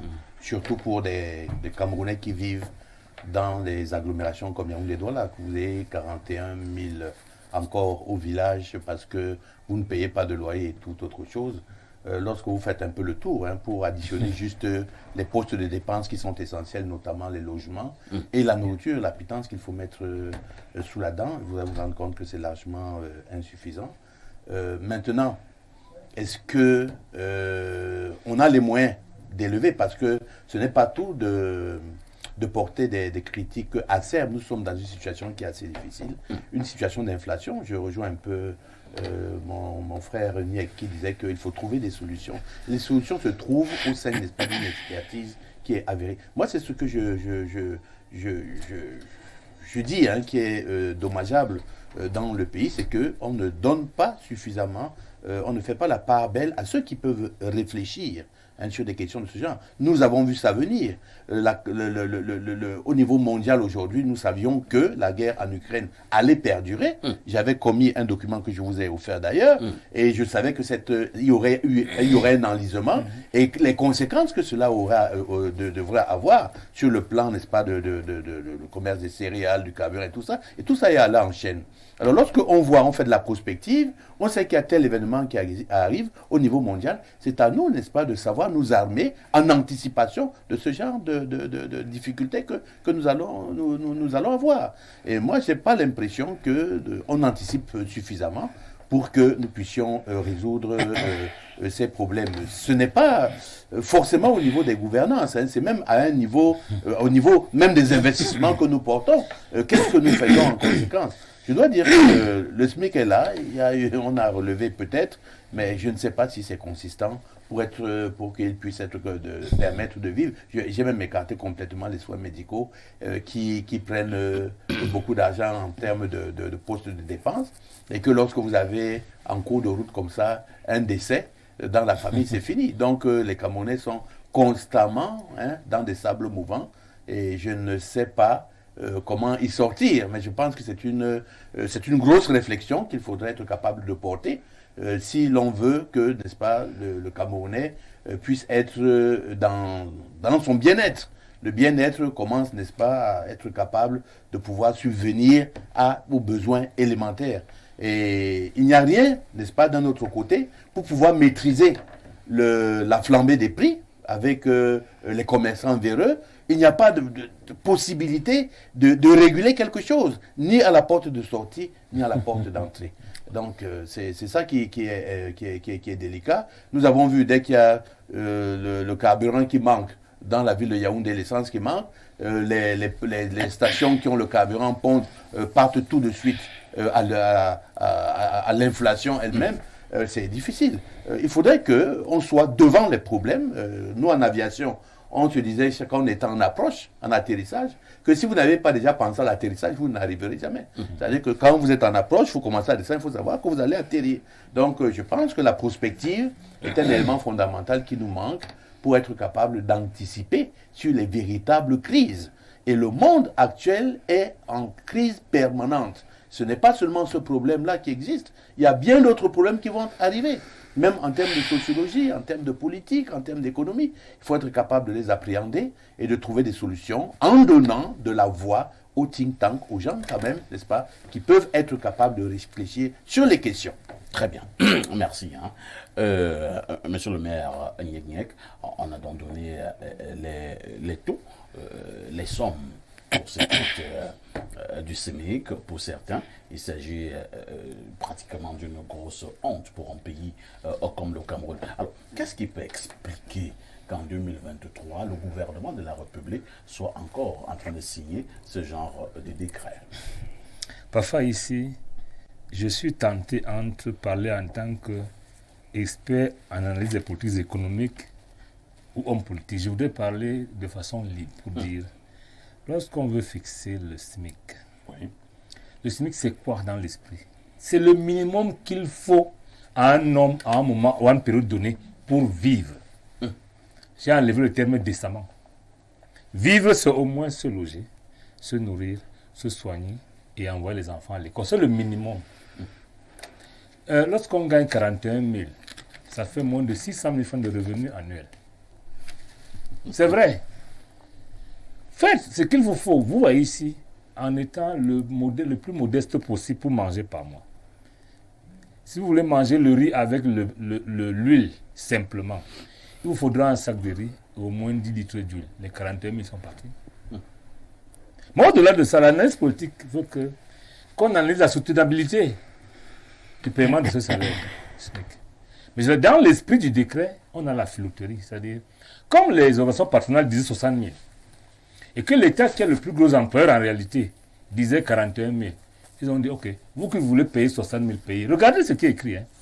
Les agents plus relevant du Code du travail sont à 41 000 et poussières. C'est eux, parce que l'État assume ça. C'est sa posture. Les autres qui sont au milieu sont à 50 quelque chose de minutes. Les autres qui disent que vous voulez payer, payez. C'est de l'irresponsabilité. C'est l'État qui doit assurer la vie à chaque Camerounais, quel que soit le secteur d'activité auquel il appartient. Maintenant, au-delà de cela, on va me rétorquer que nous avons les moyens de payer. J'ai dit, il n'y a pas très longtemps, il y a un Camerounais qui est en prison, qui est très célèbre, qui arrive à se faire plus de 1000 salaires par mois, et on tenait. On a endigué cette histoire-là, et cet argent est censé être en là. Puisqu'on fait pour cet argent, puisque quelqu'un se fasse des salaires fictifs en milliers par mois, il faut que l'argent là existe. Lorsqu'on endigue, on ne coupe pas la source qui produit l'argent. C'est-à-dire qu'on devrait avoir des réserves aujourd'hui qui sont générées parce qu'on ne paye pour les salaires fictifs. Cet argent va où? En ce moment, intervient au niveau de l'analyse le cadrage budgétaire. Si vous faites attention au cadrage budgétaire du Cameroun, de la commune à l'État, vous allez vous rendre compte que les postes qui n'ont pas de dénomination précise sont plus nombreux en termes de volume que les postes où on précise. Regardez la commune du Cameroun. Lorsqu'on vous dit dépenses de carburant 11 millions, on dit autres dépenses non dénommées 40 millions. C'est-à-dire qu'on a structuré notre fonctionnement budgétaire de manière qu'on ait des niches où on peut s'approvisionner. Je ne voudrais pas parler des chapitres, 80 autres. Je suis dans le budget normal.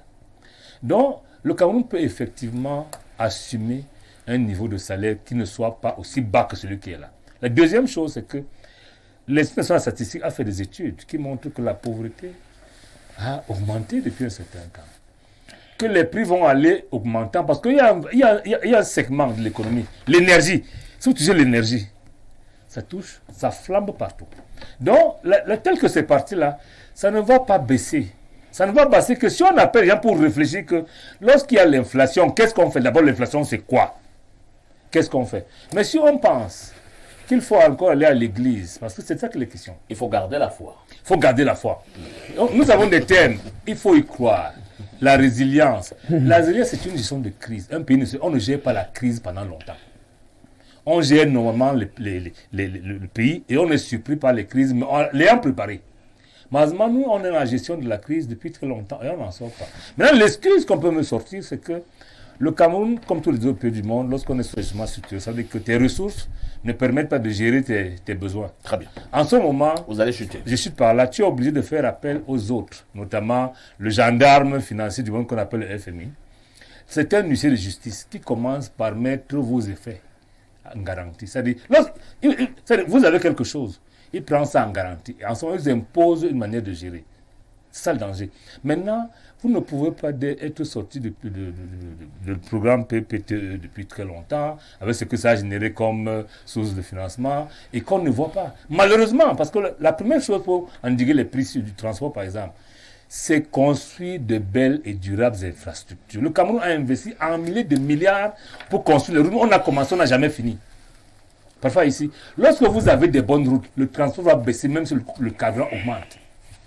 Parce qu'en fait, le coût du transport, c'est quoi? Vous achetez une voiture, Vous savez que pour la faire fonctionner, il faudrait l'assurance, il faudrait la vignette, il faudra visite et autres, mais il faudra mettre le carburant.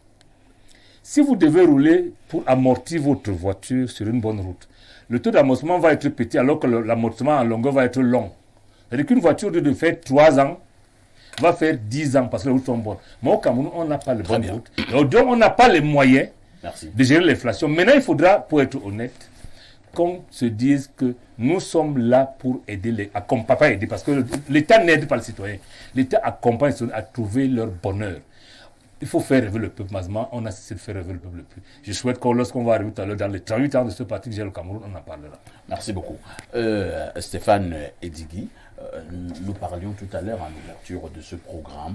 C'est vrai qu'aux comparaisons n'est pas raison, mais nous sommes par moments obligés de faire ces comparaisons. Nous sommes au niveau de l'Afrique centrale. Le Cameroun, qui est pourtant présenté comme étant le géant de l'Afrique centrale, a paradoxalement l'un des SMIC les plus bas. Non, les salaires les plus bas, ce n'est pas seulement le SMIC, les salaires les plus bas de la sous-région. Comment vous expliquez cela, Stéphane? Vous savez, je crois que c'est l'arrêté ou le décret. Le décret. Décret primo-ministériel. Je ne sais pas pourquoi on a voulu que ce grand homme que j'admire beaucoup, M. Dion Ngouté, porte sur lui malheureusement ce que je pourrais appeler ce chapeau de malédiction qui consisterait à signer un décret qui en réalité est une honte pour le Cameroun. Le maire a défini le SMIC qui en réalité, à la base, c'est le salaire minimum interprofessionnel garanti. Garanti. Il faut qu'il soit garanti. Pour moi, et il a dit que c'est le minimum qui permet à un citoyen de vivre. Tout à fait. Pour moi, le SMIC, c'est le minimum qui permet à un citoyen de survivre. Et c'est bien différent. Parce que c'est le salaire qui vous permet de vivre. Le SMIC vous permet de survivre. Je vais commencer en tant que juriste, parler des lacunes de ce décret.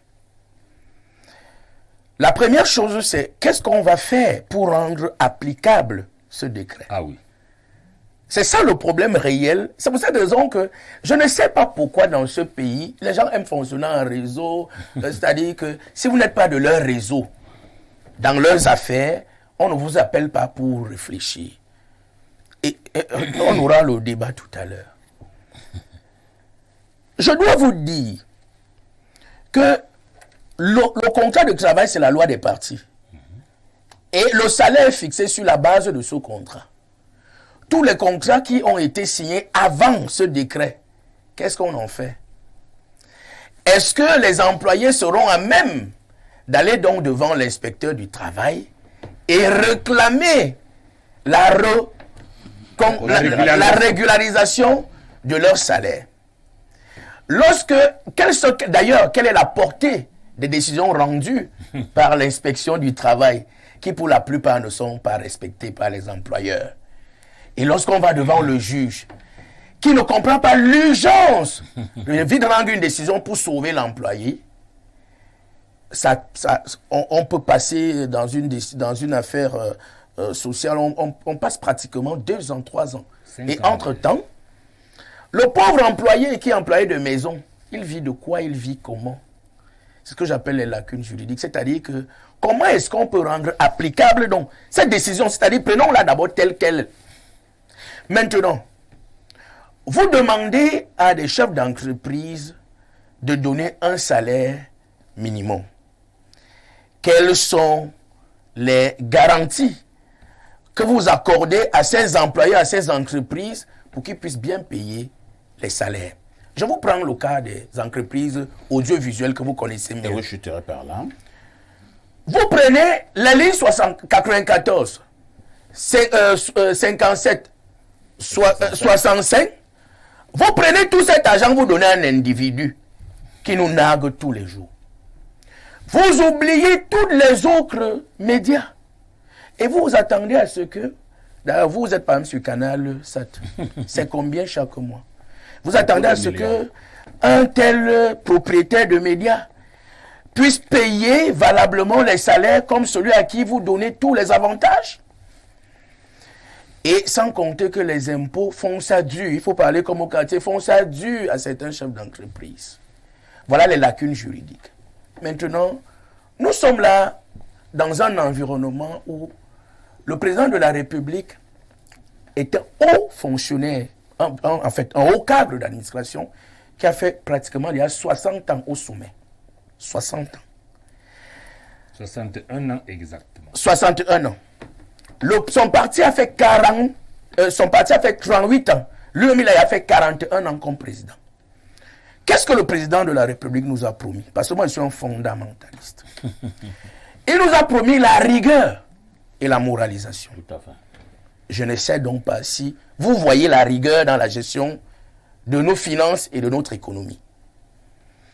Il nous a promis la moralisation. Vous êtes toujours là dans le SMIC? Nous sommes dans le SMIC. Nous sommes dans le social. Qu'est-ce que le président de la République, lors d'une interview, dit? Qu'est-ce que vous comptez laisser aux Camerounais? Il dit la démocratie Et la prospérité. et la prospérité. Vous voyez la prospérité? Vous voyez la prospérité avec ses salaires? Vous voyez la prospérité avec ce SMIC?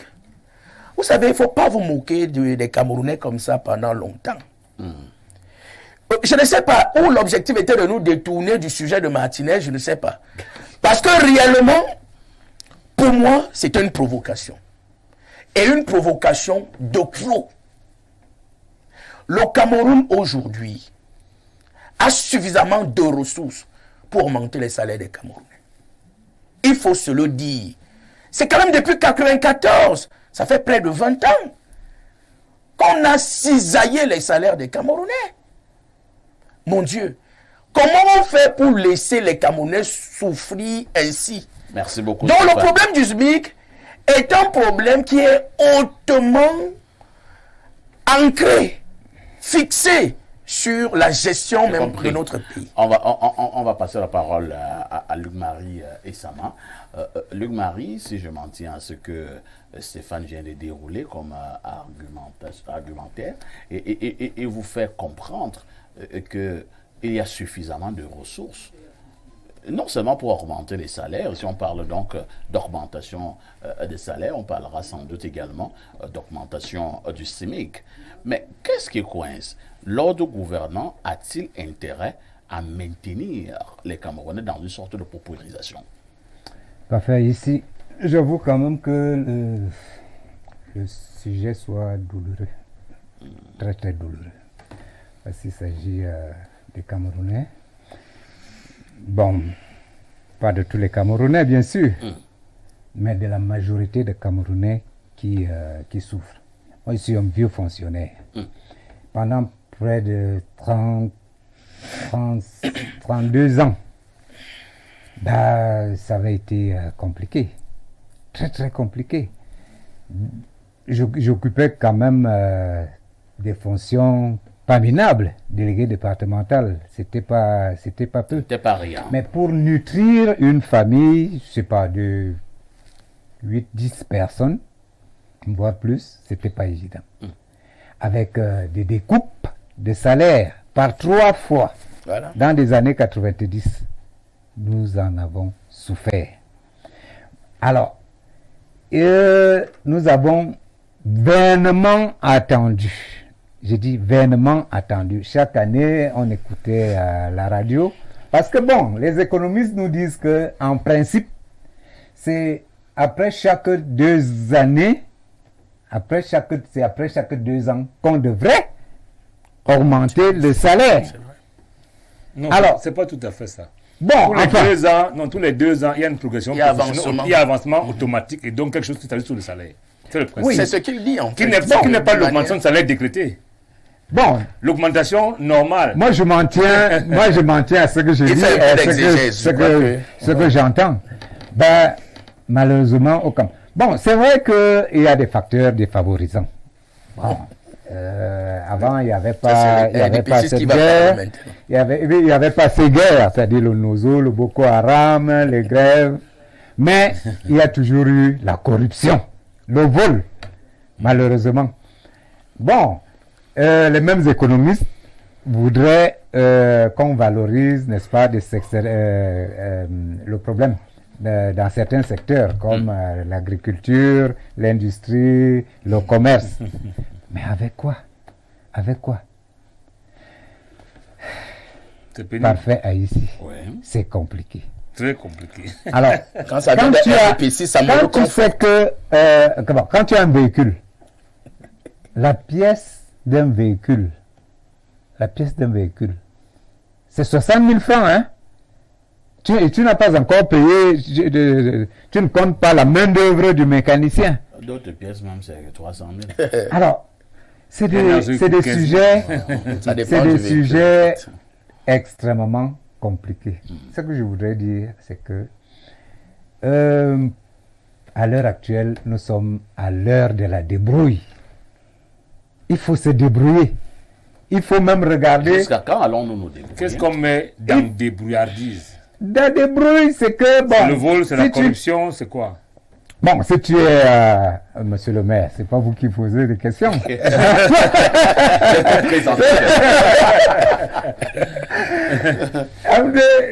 Ce que je voudrais dire, c'est que tout homme, en se levant le matin ou alors en dormant dans la Et nuit, puis devrait réfléchir à plusieurs, enfin, trouver des équations. C'est-à-dire réfléchir à outrance. Alors, si tu es fonctionnaire, songez déjà à faire même le petit bayam salam. Pourquoi pas? Aller au village les samedis, ce que beaucoup font. Mais c'est Faire interdit, hein. le petit Faut pas être commerçant. l'agriculture, c'est pas évident. C'est pour ça que vous voyez nos jeunes filles, nos enfants, se débrouiller autrement. Elles deviennent des dans d'autres influenceuses secteurs, de... dans d'autres secteurs. Parfois pour aider les familles. Si tu es étudiante à Soie et ailleurs, je ne dis pas que c'est le cas. Mais bon, c'est des choses que nous vivons. Quelle Il faut chose? se débrouiller. Il faut se débrouiller d'une manière ou d'une autre pour aider la famille. Parfait Haïti, l'heure est grave. Je crois que pour la réflexion... L'heure il va est grave à falloir- cause de quoi ou alors à cause de qui? La pauvreté est ambiante. La faute à la pauvreté. Bon, la pauvreté, c'est qui? La pauvreté, c'est un Qui a État. amené la pauvreté? C'est nous. C'est nous qui amenons la pauvreté. C'est nous les citoyens camerounais. Qui a amené la pauvreté. C'est nous, avec nos façons de faire, avec dans nos façons de vivre. Je pose C'est la pas que- question autrement. Qui est en réalité qui a la charge Qui est d'amener la richesse? responsable.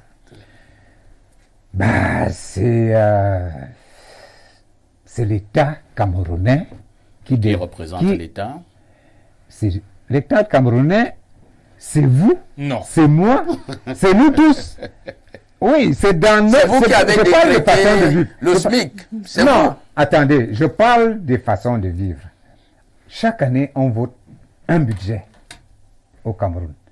Et Mais monsieur, ça m'a dit à vos on le camarades distribue. qu'ils gèrent mal. c'est- Non, attendez. Est-ce que ça- on le pourquoi vous ne le distribue dites dans pas? des ministères et autres. Alors, quand des gens... Je venais de dire à mes certaines camarades personnes qu'ils se font mettent mal là donc tout à l'heure. soit à corrompre ou à voler, ça devient compliqué. Parce que c'est là le problème, c'est là tout le problème. Quand c'est bien géré, non. Je crois que les choses iraient au mieux. Mais alors quand c'est mal géré, quand c'est certaines personnes qui prennent tout, non, c'est grave. Ce sont vos camarades. hein. Bon, certains camarades, je dis bien certains camarades, faut pas... Moi, je suis du RDPC, c'est pas si évident. Luc Marie Sama, on va lire quelques préoccupations des téléspectateurs. Nous avons une folle pression par rapport à ces messages-là. Alors, nous lisons celui-ci.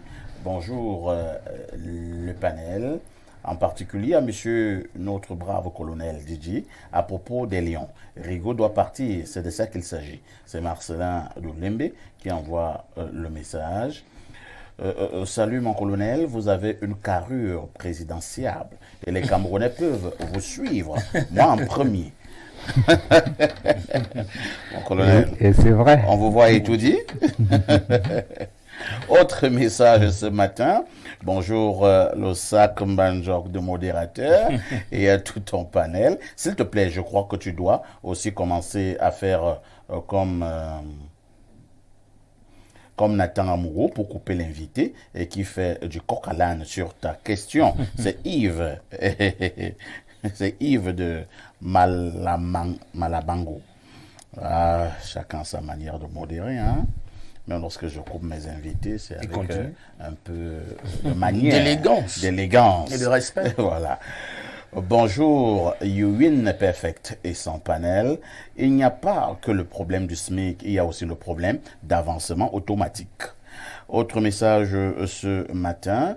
Bonjour, parfait. Et à ton riche panel, juste pour confirmer avec Stéphane que André Onana est le gardien numéro 1 en Champions League européenne. C'est Prosper de Yaoundé qui envoie le message. Nous prenons les messages du côté de WhatsApp. Ils sont encore en train de tomber.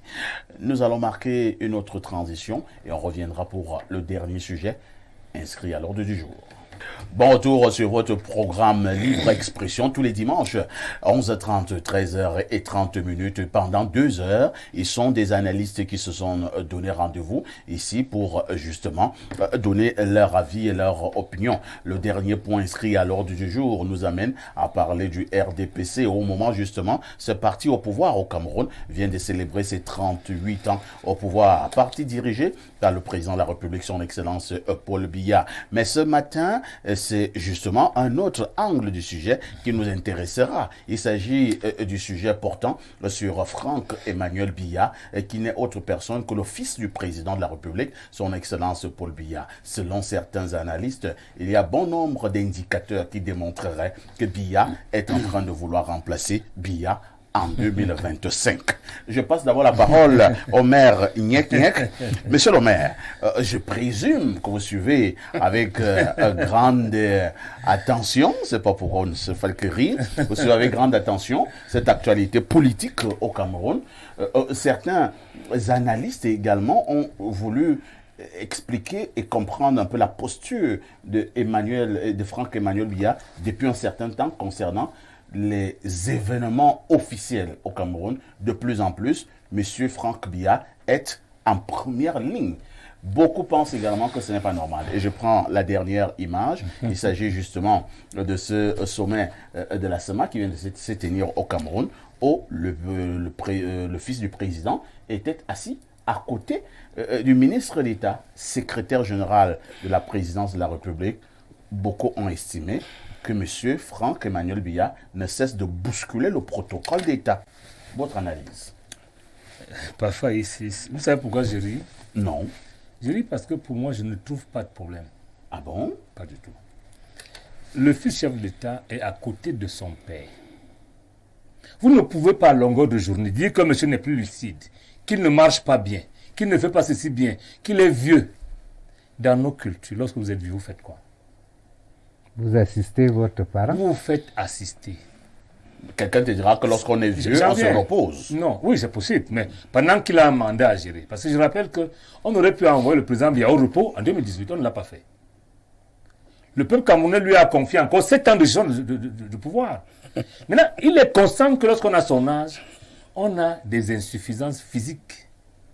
Tout au moins. Lorsqu'on voit la honte que ça nous produit à l'extérieur, que le président est perdu dans une salle à cause de ses collaborateurs, un homme normal que est Franck Biya, qu'est-ce qu'il doit faire? Parfois ici, pouvez-vous accepter qu'on humilie votre père tous les jours et vous étant à côté? Non. Moi, de la politique positive, je suis dans nos histoires traditionnelles. Franck Biya, moi à sa place, je n'accepterai pas qu'on fasse honte à mon père. Et dans ces conditions, après sa bousculade de quoi, je dois être là pour qu'il ne donne pas pâle figure. Voilà la réalité. Maintenant, ceux qui ont une autre boule de cristal, je rappelle que pour le RDPC, pour être candidat de RDPC, il faut en être le président. Tout à fait. Pour le moment. Pour changer les statuts, apparemment, il faut aller au Congrès. Le jour où on va avoir le vrai indicateur. Vous pensez que pour l'instant, ce sont des faux indicateurs? Il n'y a même pas d'indicateur du tout. Ah C'est-à-dire, bon? on analyse des postures. Et il y a ce que l'on appelle par exemple les franquistes. Ce n'est pas un indicateur. Le franquisme, c'est quoi? C'est le soutien à Franck Biya pour être le prochain président. Ce n'est dit nulle part. Mais ils sont clairs, monsieur Nyek. Non, je dis ceci. Il y a même les fébistes. Voilà, il y a même les Non, fébistes. je dis ceci. Et tout et tout. Moi, je prends ça comme de l'enfumage. Entre-temps, monsieur Franck Emmanuel Biya n'a jamais démenti. Hein? il y a mieux que ça. Et qui ne dit rien? Il n'en parle pas. Qui ne dit rien? Il peut ne pas être au courant même de ça. Mais j'ai dit, répondre. Qui ne dit rien fait comment? dans notre culture consent. Parfois ici, si vous avez des gens qui fabriquent un fan club pour vous soutenir, en quoi ça vous gêne? Si les gens se forment maintenant pour dire que Parfait ici, c'est notre prochain président de la République. Oui. Et si je ne dis rien, Oui. ça signifie que je suis d'accord avec ces gens-là. Mais je dis, en quoi ça gêne? Mais moi, le plus important, je dis que pour que Franck Biya, qui est militant du RDPC, moi je dis pour l'avoir vu plusieurs fois en tenue du RDPC, échappe, qui cotise à certains événements. Si les militants du RDPC, il doit être modeste en sachant que les textes de son parti disent que le président du parti est le candidat naturel aux élections présidentielles. Tout à fait. C'est la première chose. Si ça change, ça peut changer de deux façons. Soit on lève ce verrou que tout le monde peut être candidat, ou alors Franck devient le président. En ce moment-là, on a des indicateurs clairs. On pourrait dire, comme Franck est président du parti, alors il est le prochain candidat. Ou alors, si le verrou est levé, tout le monde peut donc être candidat, et donc Franck aussi. Mais pour le moment, c'est fermé. Moi, je dis, parfois ici, Oui. ça fait 2 ans que je dis sur vos plateaux que je suis candidat au président 2020. C'est pour ça que vous n'en parlez pas. Vous n'en parlez pas. Vous n'êtes pas Franck Biya. Ah, ben voilà. Et puisque je suis pas familier, je vous dirai que j'ai fini par là, qu'on ne peut pas interdire à un citoyen, doté de toutes ses capacités intellectuelles et morales et civiques, d'avoir de l'ambition politique. Très bien. C'est compris. Parce qu'il s'appelle Franck Biya. Merci. Docteur colonel Badjek, là, c'est l'expert en politique que je vais interroger. Lorsque vous observez quand même la scène depuis quelques années, et lorsque vous observez également l'élection à venir, c'est-à-dire la présidentielle de 2025, avez-vous l'impression que Franck Biya est en train de devenir le candidat du RDPC? Mais je vais vous surprendre, hein. Je vais avoir la même lecture que mon frère Niek, parce que je n'ai pas de décodage que vous avez. Je dois déjà vous dire que dans un protocole présidentiel, et nous l'avons vu même rapporté au protocole ministériel, il y a ce qu'on appelle les invités spéciaux du récipiendaire. Alors, vous avez bien vu, lorsqu'on a regardé cette salle, elle était divisée en deux. Il y avait une partie où il y avait tout l'aspect protocolaire. Il y avait une autre qui semblait appartenir à ce groupage.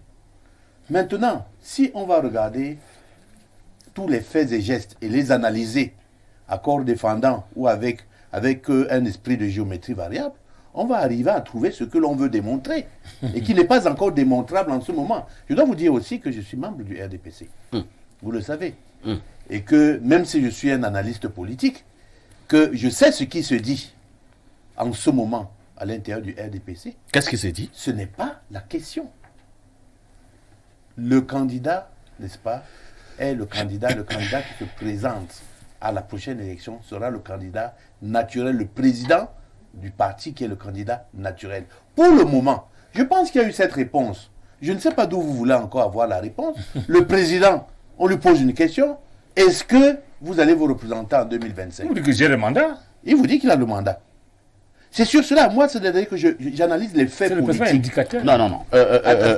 Mon colonel, vous analysez les faits politiques. Oui. Mais nous avons un autre fait. C'est-à-dire qu'il y a un grand mouvement qui a été mis sur pied depuis 3 ans aujourd'hui. Les franquistes, les fébistes. On a même vu lors de la visite du président français, Emmanuel Macron au Cameroun, des banderoles à l'effigie de M. Franck Emmanuel Biya. Alors, vous, en tant qu'analyste politique, ça ne vous dit rien? Donc, déjà, je vous dis que sur le plan politique pur Oui. du parti, ces mouvements ne sont pas... Le RDPC n'est pas comptable de ces mouvements en ce moment. Je vous le dis. Et je pense être quand même admis à un certain niveau pour vous le dire avec Parfois, si conviction. vous permettez, il y a autre chose. Oui. Le préfet qui a donné un récépissé d'éducation à ce mouvement l'a rapporté. Mais c'est vrai. Le franquisme me semble être... Mais le franquisme ne s'est par contre pas arrêté. Il Bien, continue bien. normalement Il y a les tellement de activités, choses. Je ainsi prends de un suite. cas. Mais ils ont... Attendez, Parfois, pour ici- terminer, hein, Non. monsieur. Ouais. Pour terminer, le franquisme, c'est un mouvement comme les autres. Il peut avoir toute sa légitimité de vivre. Quelle est la raison d'être du franquisme? à ça, il faudrait déjà y être et puis avoir lu, si jamais ils ont un manifeste. Monsieur le colonel, on vous connaît très futé. Vous avez lu les documents sur le franquisme. Leur objectif est lequel? Vous pouvez avoir un militantisme qui vous pousse des velléités de vous envoyer quelque part. Entre-temps, est-ce que monsieur Franck Biya a déjà s'est inscrit en faux par rapport à ce mouvement? Je dois vous avouer que est-ce qu'il a écrit un communiqué pour dire qu'il s'est désolidarisé, par exemple? Il n'a pas non plus écrit un communiqué qui disait qu'il adhérait à ce mouvement. Vous comprenez? C'est une impasse politique. Il fait de l'inquisition, je comprends. C'est l'inquisition journalistique. Mais je dis quelque chose. Oui. Si les gens créent un mouvement pour vous soutenir, en quoi ça devrait vous gêner, vous le bénéficiaire du mouvement? Le plus important n'est pas là-bas.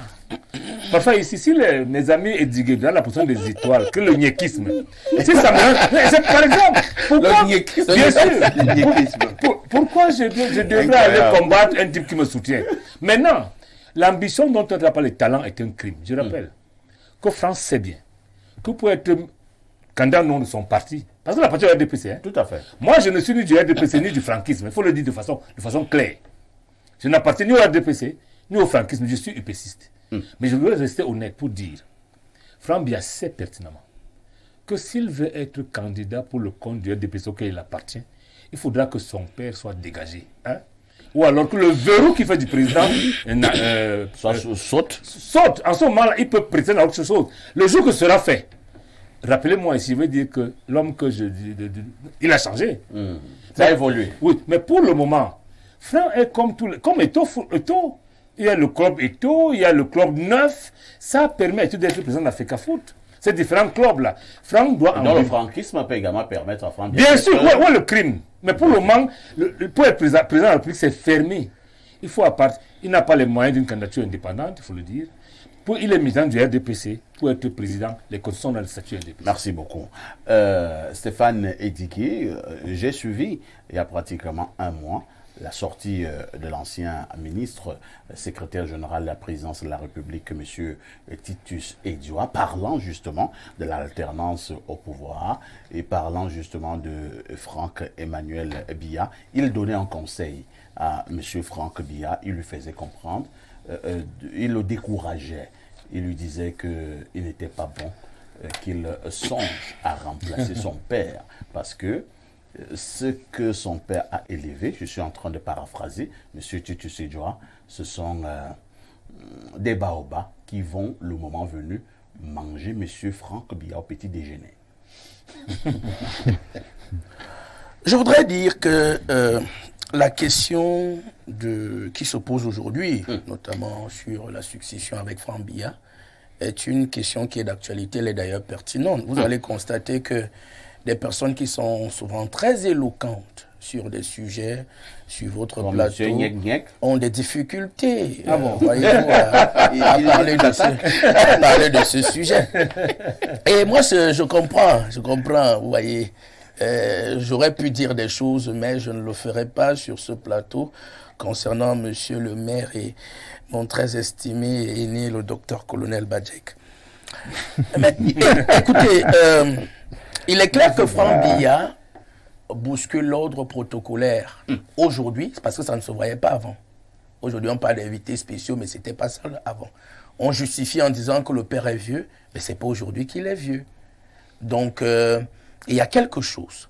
Vous savez qu'en réalité, quand il y a une cérémonie à la présidence, vous n'entrez pas avec n'importe quelle cravate. La cravate doit être sombre. Vous savez que Franck est entré avec une cravate rouge. Et la couleur rouge, c'est une couleur d'autorité. Mais ce que vous refusez de voir, c'est depuis le fameux mouvement, le chantalisme et biaïsme. C'est une dame qu'on néglige.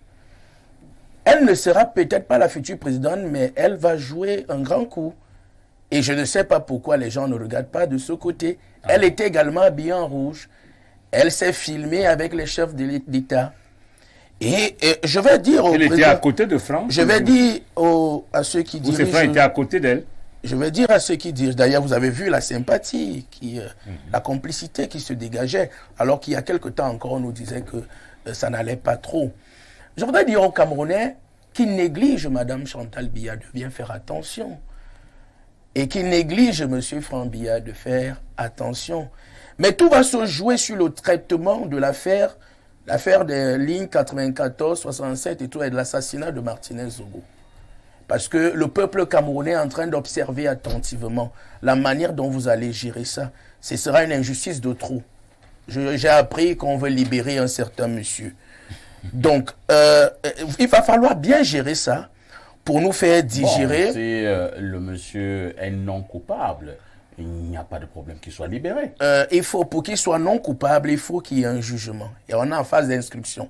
Et j'apprends que pour une affaire de crime, on veut lui accorder une liberté provisoire. Ce qui est impossible au regard de la lecture du code de procédure pénale.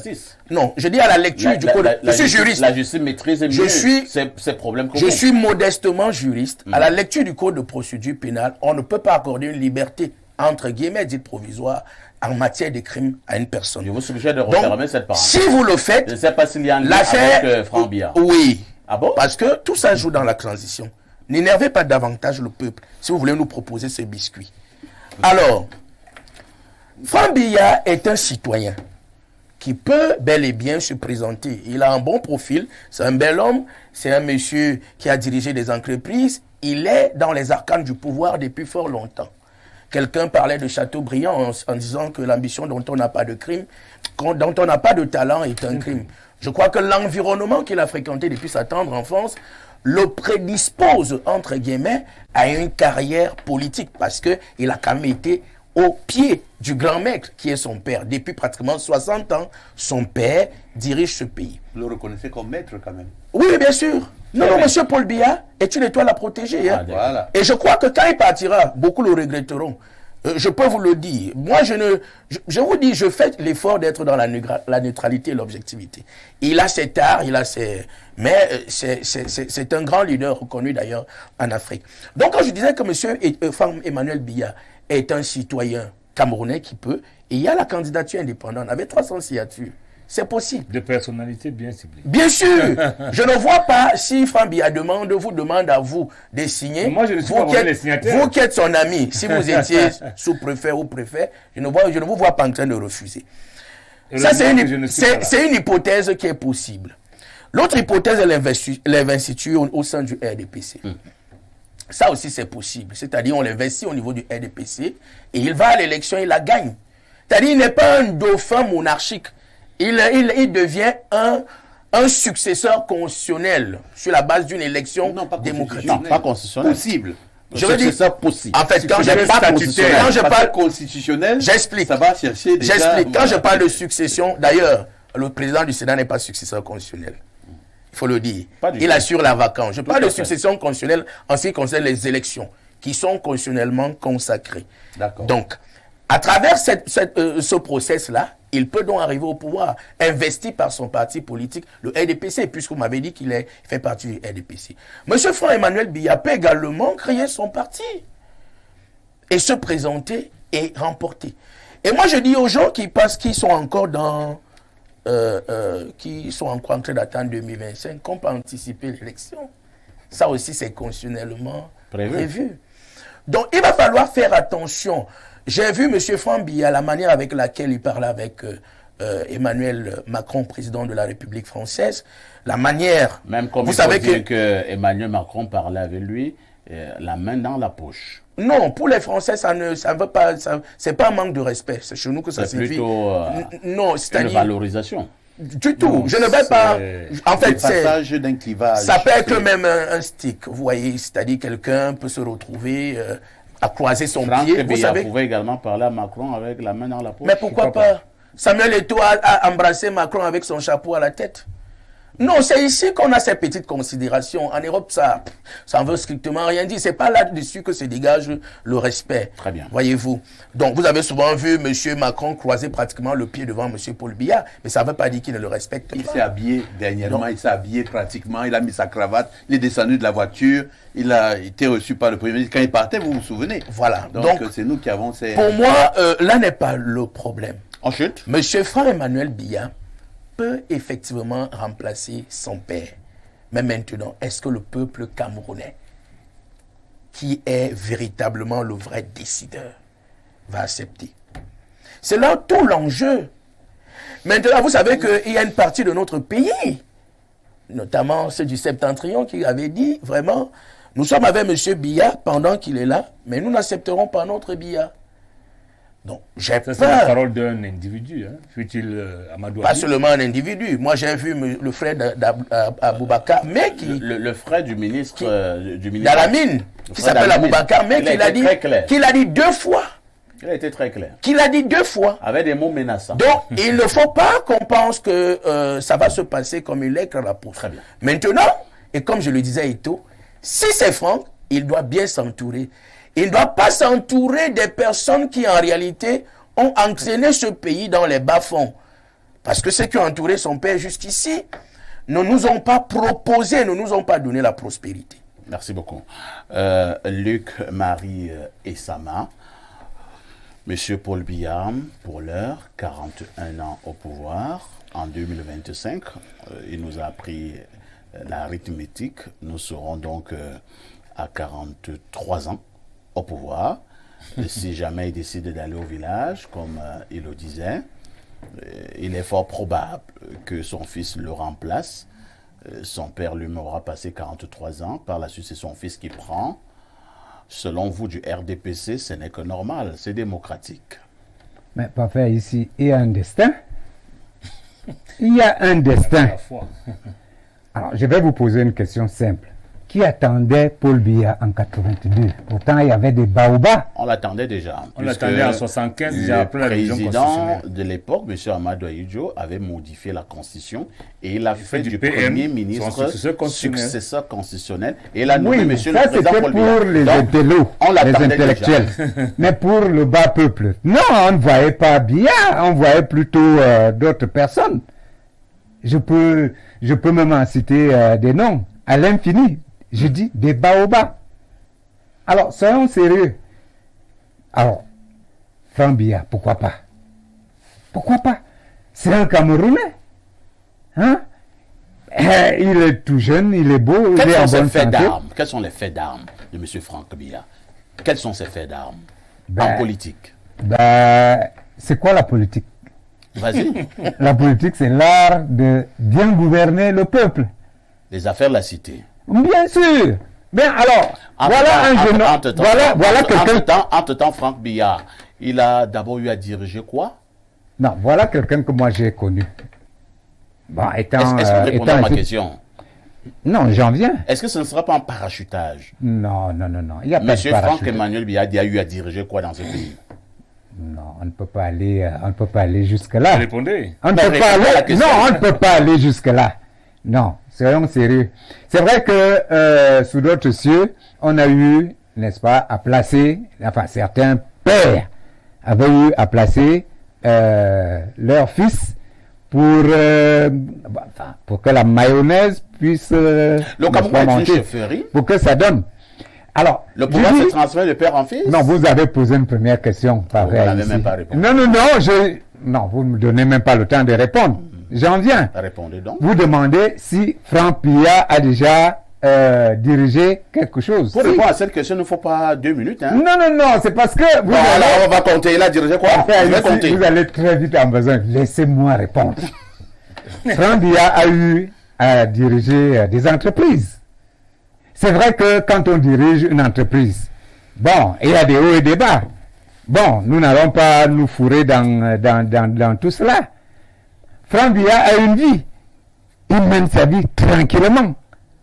C'est pour ça que je vous ai posé la question tout à l'heure, à savoir, c'est quoi la politique? C'est l'art de diriger. Alors, s'il dirige à sa manière, n'attendez pas qu'il vienne diriger quelque chose, je ne sais pas, comme vous voulez. Et puis, pourquoi les gens sont pressés? Les gens sont pressés. Pourquoi? Et pourquoi pas Franck Biya? Pourquoi certains pensent à part la famille Biya, personne n'a le background, l'efficacité nécessaire, la compétence requise pour pouvoir diriger le pays? Là n'est pas le problème. Le problème, c'est à quel niveau? Ici. Non, ne nous focalisons pas sur la famille Franck Biya. J'ai parlé de destin. Et Je vous l'ai dit. Est-ce que vous vous tout à rendez l'heure. compte que... Pourquoi pas? Monsieur Sama, est-ce que vous vous rendez compte que le président aura 43 ans au pouvoir en 2025 Oui. et que ce soit son fils qui le remplace encore? Mais où est le problème? Ce n'est que normal. Mais je parle de destin. Si le bon Dieu aura... Enfin, Donc le voudrez destin bien... n'a choisi que la famille Biya. Pourquoi pas? Parfait Haïti. D'accord. Pourquoi pas? Parfait Tout est Haïti. possible. Oui, monsieur dans Le cette vie. Cameroun a décidé qu'on n'accède au pouvoir que de façon démocratique, pouvoir normalement. Si Franck Biya veut être chef d'État, il en a le droit. Ouais. À la seule condition qu'il y accède de façon démocratique, en commençant par son parti, le RDPC. Mais s'il veut... Bon, j'entends pas de choses. Le président a répondu à ça. Qu'il n'y aura de remplacement que de façon démocratique. Et il appartient au peuple le moment venu. Parce que, Franck n'a pas dit qu'il veut être président de la République. S'il le dit, il faudra qu'il s'arme bien, comme le dit Stéphane, et qu'il se soumette au vote du peuple camerounais. Si le peuple camerounais dit qu'il vote Franck Biya, on n'a rien contre. Mais il aura face à lui d'autres candidats. Plus sérieux encore. Je ne juge pas de leur sérieux, mais il aura en face d'autres candidats, dont moi. Donc le problème se pose pour le mal. Le problème devait se poser. Si on voit les indicateurs internes au RDPC, nous amenant à croire que... Mais le simple fait que Franck soit à côté de son père, je dis là le devoir d'assistance de son père. Le devoir. Parce que, On l'a suivi. Hein. oui, non, je le redis avec emphase. Parce que quand le président, la dernière fois aux États-Unis, on a été choqués de voir que le président est dans une salle où il commence à demander, il ne sait pas qu'il est au micro, est-ce qu'il y a des personnalités dans la salle? Est-ce que c'est ici que je dois parler? Non, c'est vrai. C'était pas un montage. Même si c'est un montage. Si vous êtes son fils, vous êtes choqué. En ce moment-là, vous faites quoi? Vous poussez le protocole pour dire, écoutez, il s'agit de mon père. C'est d'abord ça le problème. Donc, en fait, pour le moment, on juge la proximité de Franck avec son père. Et je vous rappelle que c'est une vieille histoire. Le problème, c'est que il y a 20 ans, son père n'avait pas absolument besoin de béquilles. Aujourd'hui, le problème se pose avec acuité que le président de la République, pour ne pas être... Parce que tout le monde condamne ses collaborateurs, non? Qui font... vous avez appelé quoi? Sur haute instruction. Comme on est plus sûr de ça, personne ne peut être mieux servi que par lui-même. Et j'ai dit lui-même aujourd'hui, il faut bien que le président soit soutenu, qu'il soit accompagné, et il n'y a pas mieux que son fils pour le faire. Encore qu'il l'a toujours été. Maintenant, nous allons lire d'autres Si le président messages. le veut, il peut bien nommer Franck Biya ministre d'État ou ministre de n'importe quoi. C'est pas interdit. Monsieur Niak, c'est compris. Voilà. Bonjour grand frère, parfait. Je suis très content de voir le plus grand sécom de tous les temps, Dr Badjek. À propos de Monsieur Franck Biya, je voudrais juste vous demander de revoir les images du défilé de la dernière fête de l'unité pour comprendre que Franck Biya est le futur président de la République. Wait and see. Autre message ce jour, nous allons du côté de la France. Hein, où quelqu'un nous envoie un message. Bonjour à tous et bon dimanche. Je suis Jeanne d'Arc Marigot et je vous suis attentivement depuis la France. Merci à Monsieur Niek pour son intervention concernant Monsieur Franck Biya et je suis du même avis que lui. Autre message ce dimanche. On prend celui-ci. Notre ami qui nous appelle du côté du Congo. Il ne faut pas appeler, envoyer tout simplement des messages. Un autre message. Monsieur le colonel, excusez-moi, mais s'il vous plaît, ne nous traînez pas à la boue. On ne fait rien par hasard lors d'un tel rassemblement, s'il vous plaît. Vraiment, dont la présence de Franck, c'est le hasard à ne pas interpréter. D'accord, renseignez-vous sur le fils du roi marocain et leur déplacement. Il n'y a pas de hasard dans la gouvernance, s'il vous plaît. Autre message. Bonjour à vous, bonjour à vous tous, je vous aime, bon courage. Les salaires des gens dans le secteur privé, c'est combien? Je ne comprends pas bien le message de monsieur... Je ne sais pas ce qu'il a dit par la suite. Hein. Autre message. Bon dimanche parfait et à ton panel. Je suis d'accord avec monsieur Edigui. Toujours les grands discours depuis 41 ans. Le peuple camerounais souffre beaucoup. Je me demande jusqu'où nous allons arriver. Je plains nos enfants et petits-enfants. C'est signé Catherine. Je vous emmène du côté de la Côte d'Ivoire où l'on est connecté au 225. Bonjour perfecto. Quelle est la politique sportive au Cameroun? Le Maroc a battu le Brésil hier. Eto'o n'est là que depuis un an. Faire du Eto'o bashing est pathétique. Quelle est la contribution du ministère des Sports? Autre message. Qu'est-ce qu'on nous dit là? Bonjour le plateau. Moi, ça me fait souvent rire quand j'entends les intellectuels venir comparer les pays comme le Gabon, la Guinée équatoriale, qui n'ont même pas 5 millions d'habitants, à eux deux. Vous aussi, François Descali, deux. Imaginez un peu si le Cameroun était à 3 millions d'habitants, alors si le salaire est petit, restons dans nos villages, cultiver la terre. L'agriculture donne beaucoup d'argent. Que vos petits bureaux là, c'est toujours François Descali 2. Autre message. Bonjour, je suis vraiment déçu par la mentalité des Camerounais. Dès qu'il y a un petit problème, rien ne va. C'est comme si on était vacciné contre la défaite. Pourtant, plusieurs équipes au monde sont dans la même situation. Brésil, Nigeria, Pays-Bas et etc. C'est Boris Obama des Bolmejom qui envoie le message. Autre message, nous partons du côté du 240, c'est la Guinée équatoriale, où on est connecté. Bonsoir, monsieur Haïssi. Les communicants du RDPC trouvent toujours les mots pour justifier la médiocrité, même dans les thématiques qu'ils ne comprennent rien. Notre équipe nationale a touché le fond. Le dire ne signifie pas qu'on n'aime pas notre pays. C'est Bobby, depuis Bata, qui envoie le message. Autre préoccupation ce jour. Bonjour le panel, très belle émission. C'est bien beau les critiques, mais tout dans la tanière n'est pas noir. Donnons le temps à son, car c'est la chose qui ne s'est jamais faite avec cette équipe constamment. Nous changeons des entraîneurs. Si nous continuons ainsi, nous serons éternellement en construction.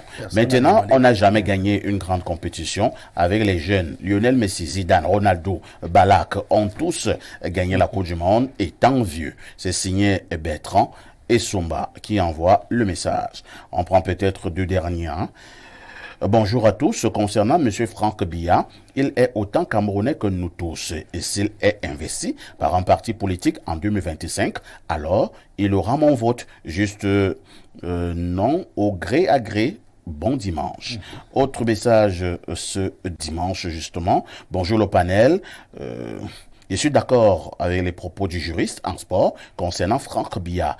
Tous les signaux sont déjà lancés pour qu'il succède à son père. C'est Zahe de l'Allemagne qui nous envoie le message. Bonjour à vous tous. La personne de Franck Biya devrait importer moins. Ce qui nous importe est que les règles de dévolution de pouvoir constitutionnel et législatif soient respectées. D'ailleurs, à Banjul et Douala, deuxième, il y a eu de telles successions. Bonjour, chers panélistes. Je lis votre thème, présidentiel 2025, Franck Biya, candidat du RDPC. J'aimerais savoir quand est-ce qu'il a milité dans ce parti pour être candidat. Merci beaucoup. D'accord, c'est ce qu'il fallait dire globalement ce matin concernant Franck Emmanuel Biya. Est-il le prochain candidat du RDPC? De toutes les façons, la suite des événements nous en dira. Et nous prenons la dernière ligne droite. Et nous prenons le fait majeur de la semaine, qui nous amène à parler ce matin de la Cour pénale internationale, la CPI, qui a donc lancé un mandat d'arrêt contre le président russe Vladimir Poutine. On se pose la question de savoir, docteur colonel Badjek, je pense que là vous êtes vraiment dans votre élément, qui ira arrêter Poutine?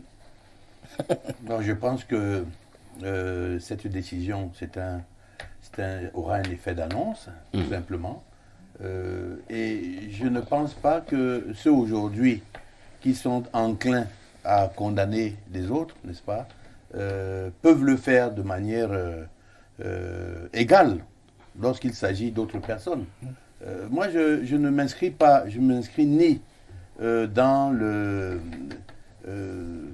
le soutien de la Russie ou autre chose, je me situe dans l'égalité des peuples. Voilà. Aujourd'hui, Poutine est condamné. Est-ce qu'on aurait pu condamner un président américain ou un président français? Non. Alors on a bien l'impression que ces condamnations sont à géométrie variable. Qui pourra l'arrêter? Vous savez que c'est pratiquement impossible de le faire. Je crois que c'est juste une annonce. Mais est-ce que cela signifie donc que la Cour pénale internationale est incapable? Ce n'est pas ça, c'est que la Cour n'est pas suffisamment forte. On remarque que la Cour pénale internationale... Est-ce que la CPI est une organisation de plaisantins? ce que l'on essaie de comprendre, c'est que la CPI aujourd'hui va dans le prolongement d'une certaine idéologie. C'est-à-dire que la CPI est devenue un instrument politique. La preuve, c'est qu'il y a des pays qui se risquent dans des on va dire quoi, qui sont hors la loi, qui commettent des actes qui sont répréhensibles, n'est-ce pas, mais qui ne sont pas condamnés. Je ne veux pas parler de ces pays ici parce que ce n'est pas l'objet. Vous décriez donc cette justice à géométrie variable. C'est cela. Alors moi, c'est-à-dire que, et je me demande pourquoi est-ce qu'elle se tient, et pourquoi est-ce que cette décision est prise. Si c'est pour un coup d'épée dans l'eau, ce n'est pas ce qui va régler le problème entre l'Ukraine aujourd'hui et la Russie, que pour moi, j'appelle de tous les vœux à ce qu'il y ait une résolution en dehors du cadre militaire, et que ça a trop duré, et que les conséquences dans le monde, n'est-ce pas, sont assez sismiques. Très bien. Voilà. Je passe la parole à Sylvestre Niek. Le colonel Badjek pense que c'est plus un effet d'annonce. Lui-même, même dans ses analyses les plus pointues, il ne voit pas qui ira arrêter Poutine. Le problème, c'est que personne n'ira arrêter Poutine. Poutine est en train de défier le monde. Non, attendez. Parfois, ici, Oui. personne n'ira arrêter Poutine. Oui. Mais ça participe de l'isolement de Poutine. Rassurez-vous que les pays qui ont adhéré officiellement à la CPI ont le devoir d'interpeller Poutine au cas où il se rend chez eux. C'est le principe. C'est le principe. Personne n'ira réussir à l'arrêter. Mais en fait, depuis le moment où on a voulu l'isoler sur le plan géostratégique, ça n'a pas marché.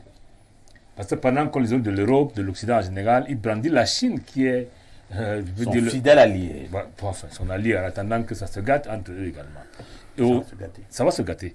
Malheureusement, le problème, c'est que c'est la première fois que la CPI prend un mandat d'arrêt contre un président en exercice. C'est comme ça qu'il faut comprendre ça. En réalité, qu'est-ce qu'il y a derrière? Lorsque vous êtes un chef d'État qui doit gérer la posture de son pays, vous appelez à voyager partout. De facto, là maintenant, les pays qui ont adhéré à la CPI ne peuvent pas accueillir Poutine. Donc lui-même n'aura pas tendance à y aller, sur le principe. Moi, j'aimerais bien voir Poutine aller au Cameroun, venir au Cameroun qui a adhéré à la CPI, par exemple, et que le président de la République fasse interpeller Poutine. Non, c'est vrai. C'est là l'usure. Donc, en réalité, ce n'est pas tout à fait un coup d'épée dans l'eau. Attends, ça peut être un bon scénario pour monter un film. Voilà. Le problème, c'est qu'on veut isoler Poutine sur le plan économique. C'est ça la stratégie. C'est ça la stratégie. Et il n'y a pas aujourd'hui un vecteur qui ne soit pas mis en œuvre. On vient de mettre le vecteur judiciaire à travers la CPI. Est-ce que ça va marcher ou pas? Est-ce que Poutine est capable de fonctionner en autarcie? Il faut dire non. Et c'est pour ça que la solution, c'est régler le problème de la crise ou de la guerre entre l'Ukraine et la Russie. Maintenant, comment le faire? Les gens ont bien des solutions. L'objet de la guerre, c'est quoi? Poutine, lui, veut chasser le nazisme. Les gens le soupçonnent de vouloir éloigner un peu l'OTAN après qu'on ait dissous le pacte de Varsovie. Tout ça est compréhensible, mais j'estime pour ma part qu'une guerre qui a duré plus d'1 an nous montre deux choses. Que personne ne gagne véritablement une guerre. Véritablement. Parce que lorsque vous sortez d'une guerre que vous avez gagnée après, vous va perdre 20 000 hommes. Vous faites quel compte rendu à votre peuple? Cette guerre qui était censée faire 4 jours, 1 semaine ou 10 jours, et il y a plus d'1 an. Personne ne va plus la gagner. Il suffit donc de comprendre ça pour s'arrêter à un moment donné et dire qu'est-ce qu'on peut concéder en termes de règlement de conflit. Et ça, je m'adresse à la fois à l'OTAN, mais également à la Russie. Pour dire, pendant que la Russie est dans une posture de reconquête de ses territoires arrachés par les autres, pendant que la Russie est dans la posture de repousser plus loin, l'OTAN, il faut que les autres... de ce programme. Merci beaucoup. Oui. Je voudrais que Stéphane puisse avoir quelques secondes, mais également Luc-Marie et Sama. Stéphane, beaucoup d'analystes s'accordent à dire que Poutine, en réalité, est le défenseur des pauvres et le défenseur des faibles.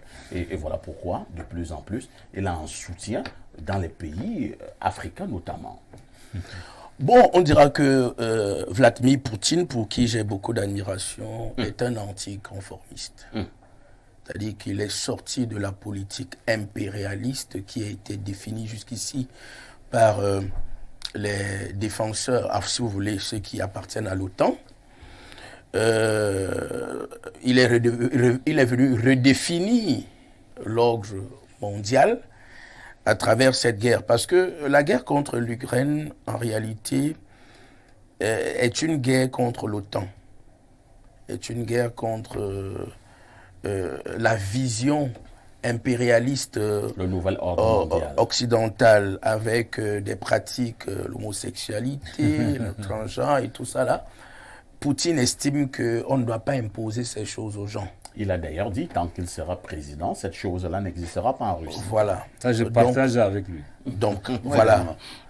Alors, lorsqu'on le dit, Poutine défend d'abord les intérêts de la Russie, avant de défendre les intérêts de ce qu'on pourrait appeler éventuellement les faibles.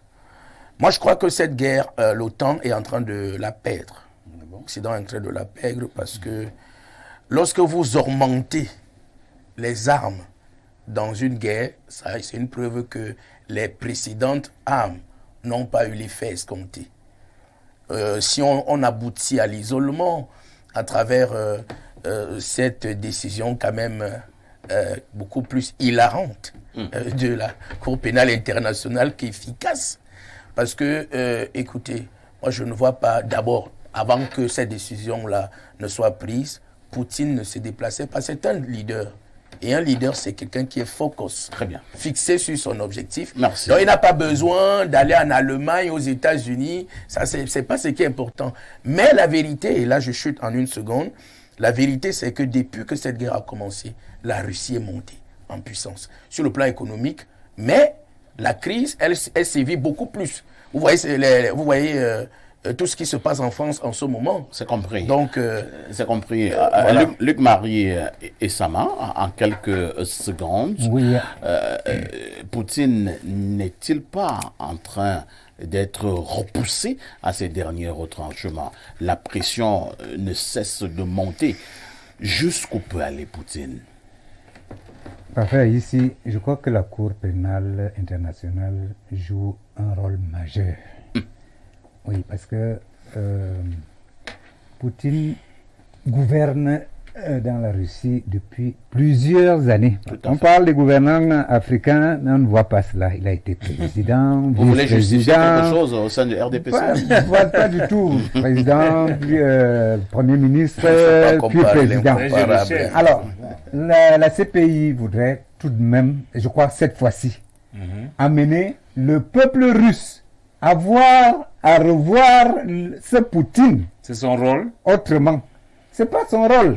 Mais il faut revoir, parce que quand quelqu'un Je pense fait couler le que sang... pose une question fondamentale. Quand quelqu'un- Est-ce que c'est le rôle de la CPI? Non, c'est pas son rôle, bien sûr. Cela signifie que la Mais- CPI elle-même est en train de violer les lois. Non, la CPI joue, je dis que la CPI joue un rôle majeur cette fois-ci. Il faut revoir ce Poutine-là autrement. Il faut amener le peuple russe à revoir, parce que idolâtrer quelqu'un pendant des années. Mais il fait C'est bien pas son bon. travail. On l'aime en Russie parce qu'il est On venu l'aime. sortir la vous, Quand RDPC, quelqu'un vous devient idolâtrez un pas battant en quelqu'un. guerre, quand quelqu'un fait couler le sang, on en a marre de voir le sang des habitants. Les Américains ukrainiens. n'ont pas fait couler le Je sang. crois que c'est Bien entendu. Bon, mais Parfait. Oui, colonel Soyons- Badjet. soyons Honnêtement, sur ce sérieux. point-là, moi, ce que j'ai dit, il y a une agression qui est manifeste de la Russie sur l'Ukraine. Oui, Mais je dis aussi que l'Occident n'est pas habilité à pouvoir juger, Ouais. n'est-ce pas, de cette agression, parce que l'Occident... C'est les anciens agresseurs. Oui, voilà. Donc, je pourrais dire encore que l'Afrique, n'est-ce pas, pourrait avoir une part beaucoup plus objective Voilà. dans le jugement. Voilà. Bon, maintenant, lorsque vous dites que Poutine est en train de gagner la guerre, je ne sais pas sur quoi vous basez, mais jusqu'à preuve de contraire aujourd'hui, l'Ukraine est restée dans une auréole défensive. Et que les armes qui sont utilisées ne sont pas des armes de portée. Et c'est cela. L'Ukraine se défend jusqu'à présent. Il faut faire attention, n'est-ce pas, de quelle tournure cette guerre peut prendre. Vous préférez Moi, rester prudent. je préfère être prudent et je préfère que des pays comme la Chine jouent effectivement leur rôle. Il faudrait arrêter cette guerre qui ne sert à personne. Très Ni bien. les Africains, ni autre chose. Merci je pense beaucoup. que le fait de suivre la Russie, parce que on veut elle répond de certains problèmes. Non, je ne pense pas que ce soit la solution. Voir Il faut le l'arrêter. sang couler tout le temps. La guerre n'a jamais été une solution pour résoudre un problème. Les solutions sont politiques.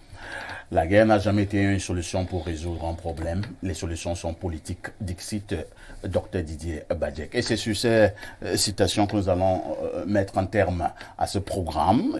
Il me reste qu'à dire merci à nos invités qui étaient là ce matin, à Luc Marie Essama, qui est justement un ancien inspecteur principal des affaires sociales, diplômé de l'ENAM, militant du RDPC. Merci à Dr colonel Didier Badjek, toute une vie dans l'armée camerounaise, mais également consultant en matière de sécurité sur Info TV. Et pourquoi ne pas dire merci à Sylvestre Nyek, ancien maire UPC, et qui était également là ce matin. Bien de choses à Stéphane Edigui, il est juriste, mais également analyste de sport. Ne ratez pas la rediffusion, la première cet après-midi, à partir de 17h. La deuxième rediffusion interviendra ce soir à partir de 21h. Mais dans une trentaine de minutes, je vous laisse en compagnie justement de notre programme de détente par excellence tous les dimanches après-midi. Il s'agit justement de dimanche VIP, tout en vous souhaitant une excellente